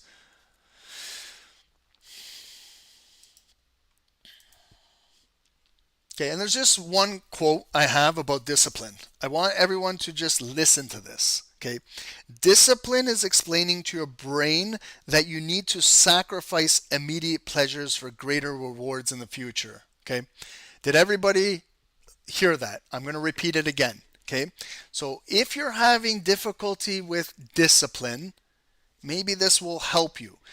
Discipline is explaining to your brain, like every single day you're telling your brain, you're talking to yourself, you're telling your brain that you need to sacrifice immediate pleasures for greater rewards in the future. That is discipline in a nutshell. If you're disciplined, you're telling yourself that you're sacrificing immediate pleasure right now. Right now. We are sacrificing immediate pleasure right now for bigger rewards in the future. Okay? If you can keep telling yourself that, then like I'm right now, I want to buy in here. So I'm explaining to my brain right now, don't buy up here. I am sacrificing immediate pleasure. Yes, it could impulsively break out, but it might be a better opportunity to buy in here for a bigger reward in the future. So I have to tell myself this every single day when I'm trading. It's like on repeat in my brain. I keep telling myself this. Maybe some of you guys need to understand now how important discipline is in the markets. In life, okay? If you're disciplined in life, if you're looking for long-term investments, maybe right now you're in big profit if you bought Nvidia at $100, okay? Yeah, you're at a nice reward right now, but you might have to hold off on and sacrifice that immediate reward right now, because maybe Nvidia is going to be 5x, 10x, 5, 10, 15 years down the road right now. So you're kind of sacrificing some immediate profit for a longer term future sacrifice or reward in the future. So that's all goes down with discipline. Discipline. That's why our next webinars, a lot of it is going to be on learning discipline in these markets. But our next one this Friday will be on what is a sniper. Okay, look at now. So if you got kind of greedy up there, we gave you this level up here. It is still holding, but let's see how it closes below here. Okay, so if we're watching those 1 minutes, lucky, the 1 minutes, they're trying. Okay, they came down red, tried impulsively. Even the 1 minute candles break impulsively. Look at the 1 minute, closed right near the high. This one kind of opened green, they brought it right back down, made a new low, closed red, come back up green, come back down red. So look at red, green, red, green, red.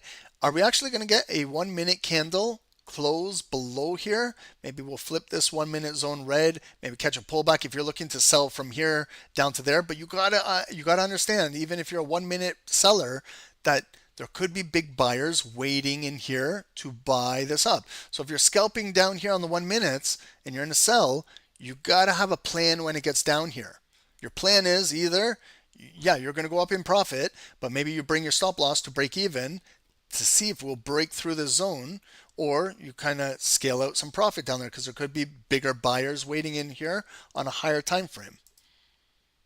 And if you're following the 5-minute candles, you're getting these impulse breaks, but it's coming back, closing up here. Again, you're getting that impulse break that didn't create a new low, coming right back up. There's still 90 seconds to go on the candle. This could continue to reverse and go to the upside. I'm waiting patiently here to get a buy, but the market has not came down to me yet.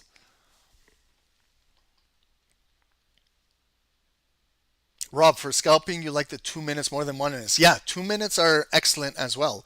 They're not as fast as 1 minute. I know 2 minutes are considered to be fast, but 2 minutes are really nice as well. If you guys have never looked at the 2 minute time frame, they're really nice. So these are the 2 minutes. Look at the 2 minutes. They create a nice, beautiful double bottom, like right here. Get some volume closing above. There's your next move. There's your M top. They come back down right to that level. You got a big 2 minute bullish engulfing candle break through there. You got continue move. Now our 2 minute candles, look at, we're trading right down here. They want to break down, but they keep filling up. Are we going to continue to go up, or are we going to get that push down in here? Maybe we'll look for a 2 minute, 5 minute buy inside here. Okay. Trading is all about, it's a waiting game. It's a waiting game. It's basically who is more patient and to wait for the better setups than others.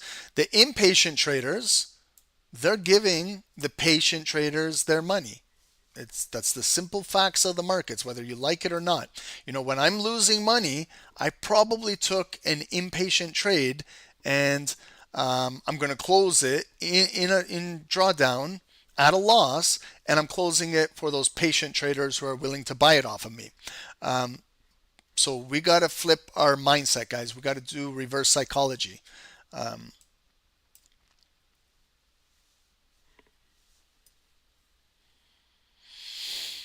But again, pick your own personal time frame, whatever you like, and master your time frame. Okay, so don't just do what we do here at SST. Figure out what's best for you. If 1 minute, 2 minute, 5 minute are too fast, slow it down. You have the ability to slow the market down to your liking. You can go to a 15 minute, you can go to a 30, you can go to a 1 hour, you can go to a 2 hour. You can slow it down to 4 hours. You can swing trade on the daily. It's like a movie. You can rewind it, you can fast forward it, you can pause it, you can do whatever you want. It's figure out what is best for you and get experience trading that strategy, that style, that security, that time frame. Make sure you know everything before you commit and you go all in with your own money. Backtest, optimize, use a demo account if you're trying something new. If you're trying a whole new time frame, for example, if you're a swing trader and you've never been or even seen the lower time frames, 1 or 2 minute or 5 minute. That doesn't mean just jump in the market and just start trading.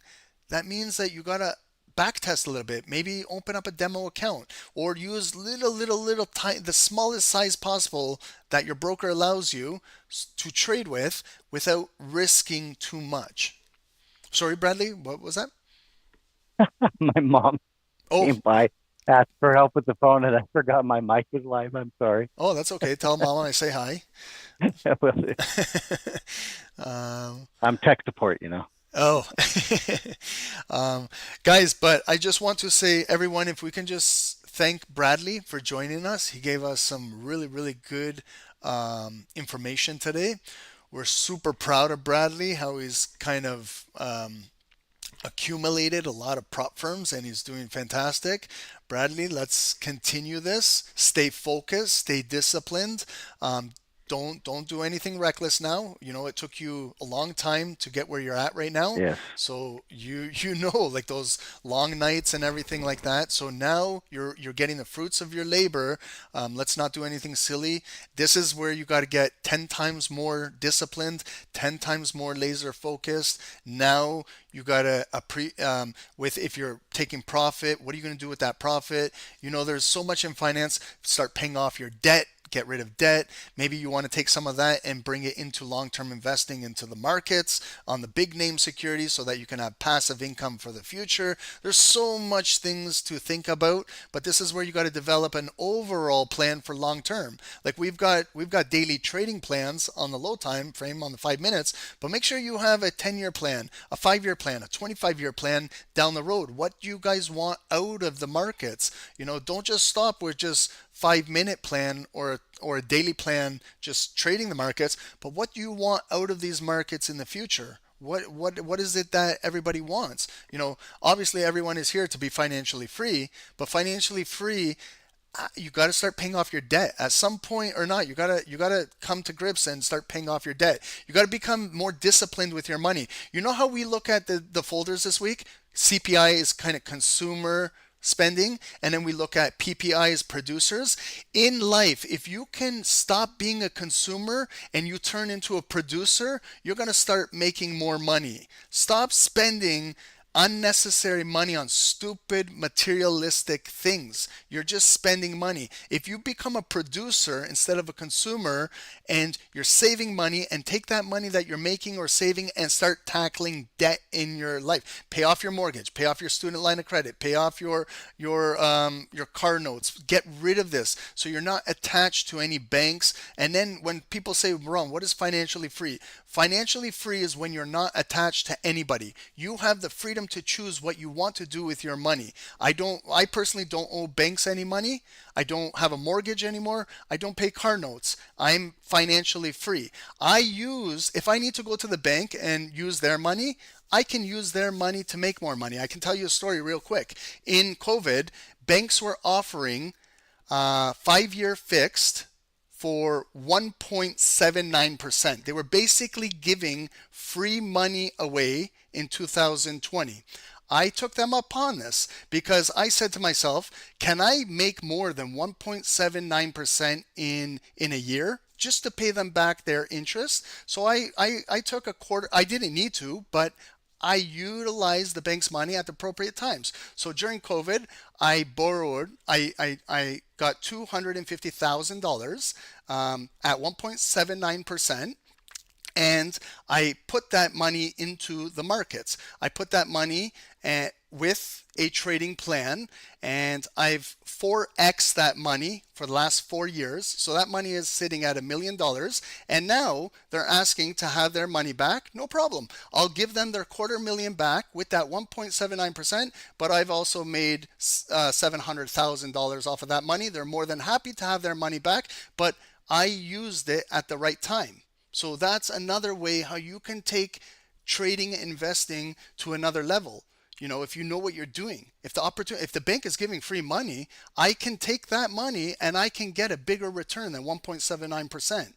And if you can 2x that, 3x that, 5x that, give them back their money. When the time is up, give it back to them. You paid that little peanuts of interest, and now you can continue to scale. Right now, it's tough to do that because 5-year fixed here in Canada and US Canada's a little lower. We're about 4.499, 4.99 right now. I know in the US might be 5.56, but there's going to be those opportunities that come. You just got to be patient. You got to be disciplined and wait for those opportunities. Guys, there's more to just trading gold on 5 minutes in finance. There's so much that we haven't even scratched the surface. That's what the SST super systems theory is going to cover. It's going to cover all aspects. Like I say, we're not going to leave a stone unturned. And I'm not a financial advisor. Okay, so what I say is just, if we're friends, we go out for a beer together, we go out for a coffee, it's just like we're having friendly conversation, okay? But everything I say is from personal experience. I've gone through this, so if anyone says, Ron, you're full of shit, I'll say, no, I'm not full of shit. I've actually done this. I can prove to you I've done this. So I don't hold anything back. Everything is from personal experience. Everything that I talk, all these analogies, they're all personal experiences in life. They're everything that I've learned through my struggles and through my successes. And I share that with you guys. I'm an open book. I have nothing to hide. I got nothing anymore. I just want you guys to realize that you guys can do good in the markets with a solid plan, a right mindset, being patient, being disciplined, by not being a pig and getting slaughtered and getting greedy, by controlling your emotions in the markets, and stop gambling. Number one, I say this every single time. Stop gambling in these markets. Stop. Enough. If you want to gamble, go to your casino. You see here where I was looking for an order here to buy. I don't use pending orders, guys. I use market executions. But you see how it came up and back down. It's a red bar. Now I got to see how it develops, how it builds here. Will it pick up some buyers and come back, maybe do this? That might be an opportunity I'm looking to buy. But right now it's a big red candle. So you see these big buyers here that came up? If they didn't take out any profit at this yellow line that we marked at the first 5 minutes of the call, why I said this daily point of interest, 50% of that current red volume when we started the call, if you see why it's important now, look at how important that is.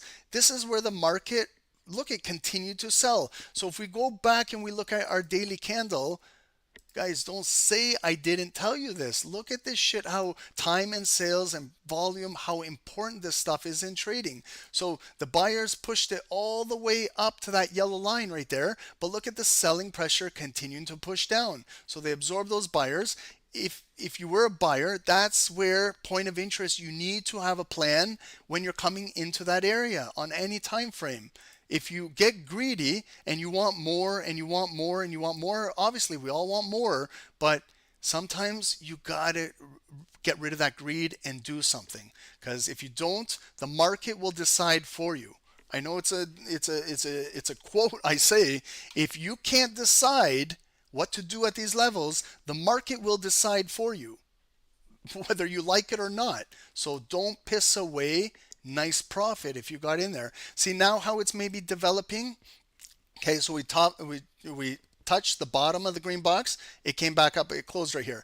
Maybe now I got to watch how it consolidates. If it can get green volume again up here, maybe I'll be looking to buy here and take it right now. Flip the box. That's not green anymore. That's red. So the consolidated, it came in here and dropped all the way down. Bradley, that's it for me. Do you have any closing words, Bradley, that you'd like to share with the group before I take off? And truly appreciate you coming on the call. I'd like maybe more snipers every maybe once a day, maybe once every other day to join us. Share stories with what's working for you, what's not working. If you're struggling, can I help you? Is there anything that we can do as a team together? We don't just have to have success stories. I love you guys, that you guys are successful, but I don't want to make it look like Ron is just showcasing successful traders. If you're struggling and you need help, join the call and talk to me, and I'll figure out a way to maybe answer your questions. Maybe as a team we can help each other out, but I don't want it just to be if you're successful. But I love to hear because I know a lot of you guys were struggling and now you are successful, but that's why I want to understand what that transition was. So to help a lot of maybe struggling traders out there, and maybe they need to hear it from someone else other than myself or Dave, I would just say, focus more on getting better at losing a trade, than winning a trade. Good advice. Because if you can become a very good loser, mm-hmm. and that means risk management, you honor your stop loss, don't get emotional, and that the one thing I try to do is I accept the loss. Like I take in my mind, I take a lighter and I take $200 and I light it on fire. Yeah, yep. And then I click the buy or sell button. Yeah. In my mind. Yeah. Because that's a good analogy. I like that. And if I get anxious, because it's $200, then I'll take 100 off, and I'll light $100. And if that's too hard, then I'll do it with 50, 20, and so on. Yeah. The point is, you accept the risk before you enter, because there are probabilities that you can win, you can lose. But if you get good at losing, that means you'll save your account. Mm-hmm. You'll save your emotions. Yep. And if you lose, you're like, okay, well, I'll analyze that later. My entry was off. My stop loss was off. There's always another opportunity. But there was a guy in the UFC fighting. I'm sure you guys follow that, right? Yep, I watched it this And weekend. Yeah, big guy, he was fighting, and he was a karate guy. I think he yeah. was a karate black belt guy, Mm-hmm. and he was getting pummeled in the first round. Mm-hmm. And he himself, just standing there, waved off, and everybody booed him. When they interviewed him, they said, "Why did you stop the fight?" He said, "I knew immediately I was outclassed. Yep. And I learned a long time ago, he who fights and runs away will live to fight another day." Correct. Yep. Yeah, no, it's amazing. It's amazing. Thank you. It's a fresh it's a breath of fresh air, Bradley, having you on here. I know everyone just hears me talking and they're sick of my voice. It's nice to hear someone new. It's nice for me to hear breath of fresh air. I love it. I wish you the best, Bradley, and we're gonna continue with the VIP sniper, the lifetime snipers on the Sundays. This Sunday we're gonna have one. I'll announce the time because Sunday is kind of like a family day, but I like to maybe get it out of the way early in the morning, like 10 a.m. Sunday morning. We'll go for an hour, 90 minutes, and if you guys can join in the lifetime group, it's gonna be more of this talking, get to know each other, learning from each other. I've got a lot of lifetime stuff that I can share with you guys. As I was talking about COVID times where I borrowed money from the bank and kind of did that, that's something I'd like to share with you guys because I want to be myself around you guys. With YouTube, I love you guys too, but I think we're shadow banned on YouTube and some things I say might get strikes against us. And so I just want to be myself and comfortable. I feel comfortable with the lifetime guys because you guys are here for a little bit with us. You guys know Dave and I more than anybody else here. And I just want to be myself around you guys. Hopefully you guys do appreciate that and respect that. And we could have some fun together, all of us. Could be like a little tight community. Right now we've closed the lifetime memberships. Okay, so I just want to make that clear to everybody.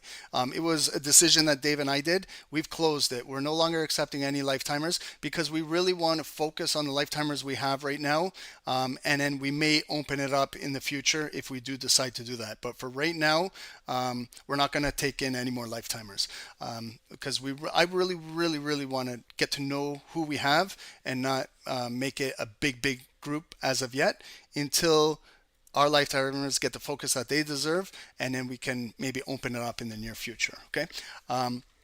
But we have a lot of webinars this Friday for everybody. We have a webinar coming out, not just for everyone on YouTube and Zoom. It's what is a sniper. So I hope you guys, like understand in military what a sniper is and then how we use this in the market. See here where I was looking about that green line to take a buy. You see now how the volume told me, Ron, there's no buy here. This volume bar closed below. See the retest, how it came up right to where I wanted to buy and then they continued to push it down. So this big green box is now resistance, supply going forward. As much as I wanted to buy that pullback, the buyers were not there. They did not show any like toughness. They didn't show that they could close it above. So right now, maybe I have to wait for the buyers to come back up and accumulate, maybe close above, then I get my buy. But this could just continue to sell, could be pullbacks now, and this could be red resistance. I got to get rid of this green line, make it red, right at 50% of the red box. Could come up green, and then they push it back down. And then now my next buy order could be in here. Okay, that's if you're waiting for buys. But you see here too, these green buyers, if they didn't do anything, it's unfortunate. It's sad. Like just this move up to there, that is 30 pips. And look how the market will decide for you and come all the way down. So all of these guys that bought in here, if they did not do anything at this yellow line, the market came down. Yes, it could potentially go back up. But let's see now, if you're going to still watch gold, let's see if it can close above this key area and build off of this.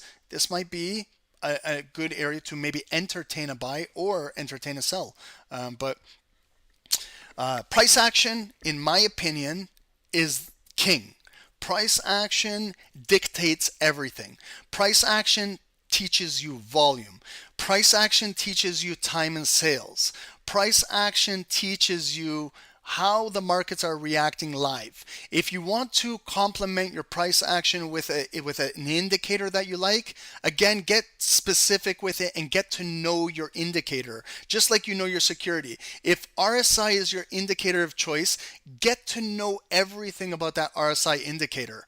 Get to know, if you use MACD, get to know everything, the ins and outs of MACD. If you use a moving average line, if you use a Fibonacci, don't just place it on your chart because your best friend is putting it on their charts. Understand what it represents, understand its levels, understand how it's kind of lagging. Price action is real time. Like this this is real, depending on your broker, how much delay there is. But we cannot dispute the fact that this was the low right here of gold, 2645.16. It just came down here a couple minutes ago. That is an indicator, could be lagging behind. Like if I was to throw a 9 EMA on my chart, right here, the 9 EMA is up here, 2646. Here was the last low. So you see how delayed the indicators are. This is real life price action. This shit doesn't lie. This is live. So I always, number one, my go-to is price action. If you read the title of today's YouTube, someone told me, Ron, you got to make something provocative. Your description of your YouTubes are too boring. It just says live post New York, live trading edge. Oh, I said, okay, so you tell me, what should I do? So what is today's thumbnail? Or guys, I also put on the thumbnail a parental advisory, like a hip hop album, because Ron is now going to get real and maybe swear on some of these YouTube calls. So parental advisory, if you guys are joining us on YouTube as of late, Ron might say some silly things, but just you guys are warned now. Just like if you buy a hip hop album, it says parental advisory control. Keep your children away from these channels, because shit's going to get real. So you see my title today is Price Action Legit. Okay? Yes, I will be the one that will tell you if it's a scam, if it's this, if it's that. Price action is as real as it gets. Hopefully with that description, maybe we'll get some new traders. I'm making it provocative over here. I'm trying to tap in to figure out how YouTube works. I'm not a YouTuber, okay? I'm not a YouTube, I'm not a streamer. I'm a trader. I'm a scalper. I turned into a YouTuber helping people, but I don't have no YouTube experience. I don't know this. I'm starting to figure out how YouTube works. Someone said to me, Ron, you know how you scalp for pips and ticks? Why don't you scalp for clicks? I said, whoa, now you're talking my language. I know how to scalp for ticks and pips, no problem. He goes, yeah, but now for YouTube, you need to scalp for clicks. I said, oh shit, tell me a little more. He goes, yeah, you got to get those nice thumbnails. You got to do this, you got to do that. I'm like, okay, we'll figure this game out. So like I figured the game of trading, I'll figure the game of YouTube. But SST is here with you guys. If you guys can help us grow the channel, I need you guys to help us out, guys. Just if you got some value out of Bradley talking today, not from me, from Bradley. If you learned something new from Bradley, Agent Smith, hit the like button on YouTube. Show some appreciation, and tomorrow we'll have someone new. The next day we'll have someone new. So you guys are learning from others, not just myself or Dave. You're learning from others, members who have been here, who can attest to what we do here, so that you can see that we are a really tight community. We're here to help each other through the ups, the downs, you know, the good, the bad, and the ugly. We've all gone through it together. We've all gone through good days, bad days, ugly days. Is that the movie with Clint Eastwood? Is that what I'm thinking of? The good, the bad, and the ugly? Is that the Clint Eastwood cowboy movie? Anyone familiar with that? Rob Mack, thank you guys. Shout outs to Rob Mack. Guys, let me just show you. Rob, if you don't mind, can I just show you some of your work over here? Guys, if we go to Discord and we go, he's Forex champ over here. If I could give a WWE belt over here, it would go to Rob Mack in the Forex. Like the Rob, have you been where are you here? Like Rob's charts are unbelievable over here. Like look at this analysis. Look at this. This is of pound dollar on the 5 minutes. Just beautiful, beautiful. I love it. Break of structure. I'm loving it. Here's a beautiful sell over here. This is Forex Borex. We're getting him more into Forex over here, guys. But this is the Forex channel. Like Rob Mack is in here sharing his knowledge in here with the group. Everyone, guys, like commodity. If you guys like commodities, there's a lot going on in the commodities channel of everybody. Just look at this. Armand. Beautiful execution. Like, look at this. See the pullback right down there? I love it. Looking at the buys, looking at the levels. I know what the white lines are. I know what the red lines are. Perfect. Like, look at this. Double bottom. There's the neckline. There's the body that closed above on the 1 minute. So all characteristics of candlesticks, you know, look, there's your 1 minute body close. There's your retest. Could have bought off of this white line, but he bought down here, the second bottom, a 60 pip move. Unbelievable, guys. Like, this is just, if we go to the indices, there's a lot. Look at here, like Rob, you're getting involved in the indices. Like, we got Yoda. Yoda has so much knowledge, guys. Yoda has 20 years of experience. A little background about Yoda and me. We're Albanian. We're family. Like, this is like, we go way back. We went to university together. And just, this guy is full of knowledge. Like, we have debates. He is Nasdaq. I'm Dow Jones. We kind of play around, but yes, he knows what he's doing. Everybody in here. SST Darth. This is Scotty. Scotty is amazing. Noor, where are you at in here?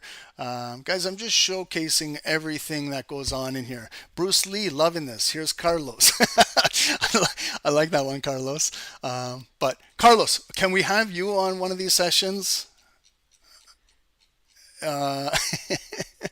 Yes. Okay. Well, guys, we will bring Carlos. Carlos is fun, guys. You'll have a lot of fun. Carlos, maybe one day this week, if you can make some time, 20 minutes, 30 minutes. I want to hear your lovely voice, and everybody else wants to hear it. But that's it, guys. What an awesome call today. We had Bradley join us. Perfect. Not a busy day in the markets. Remember, things lead up to Thursday, Friday. So trade careful. Everyone on YouTube, please like the channel. You know, Ron gets ignited like a bullish candle if I see a lot of likes. If there's only 200 people and there's only 50 likes, then I'm only 25% motivated to show up tomorrow, okay? So now the likes and the subscribes are like energy for me. I need it, guys. I need it. Come on. Let's grow this channel together. Let's break through this YouTube algorithm. I think now, because we're talking a little real, we're helping people be financially free. YouTube does not like that, doesn't recommend us anymore. It's okay. They want to put some resistance on us. We'll break through that impulsively. We'll get it through there. I promise you that. When there's a challenge, I accept the challenge and I love it. With whether it's trading or if it's something else, I'll figure out this YouTube game myself. I'm not, we don't showcase Lamborghinis. We don't showcase that I got a helicopter on top of my house. I don't showcase that I got a $1 billion yacht in Lake Erie. We're just being real with you guys. We're just being real. We don't want to sell you guys the Lamborghinis and shit like that. This is all about how we are at trading live with you guys. That's how you judge us. Okay. But thanks, guys. Have a good day. Wow, I gotta take a little bit of a break. I'll see you guys. Thanks, Bradley, for joining. Thank you. I appreciate it, man. Love to have you on this call regularly. Thank you. All right. Continue with everything you're doing. Much success and a speedy recovery. Okay. God bless, Bradley. You're amazing. Amazing person, not just amazing trader. I've had some conversations with Bradley, and he's also helped me in tough times when I was going through a few things with my daughter back in the day. Bradley was always there for me, so I respect that, Bradley. Thank you, bro. I appreciate you. Everyone, have a good day. We'll see you guys tomorrow, 11 a.m. Eastern. If you made some profit today, I saw you guys killed it with Dave. Some of you guys were done for the day, done for the week. I have no idea what you guys did in there, but you guys killed it. Allocate a certain amount to trade the rest of the week so that you can keep it and continue to compound that account. Okay. See you guys. Have a good day. God bless. Thank you everyone on YouTube and Zoom. I appreciate all of you guys. And don't forget this Friday, a live webinar on what is a sniper. So if you want to know what it is to be a sniper, please join that webinar. We'll break it down. Thanks, everyone. Hey guys, good morning, welcome to the live session of Stock Sniper Trading. My name is Dave, guys, my partner is Ron. Let's get down to business here, guys. In on US 30, sell. Okay, I'm jumping in. Guys, that's a 100 pip drop. Yes, we caught it. Hey, guys, 200 pips, please secure.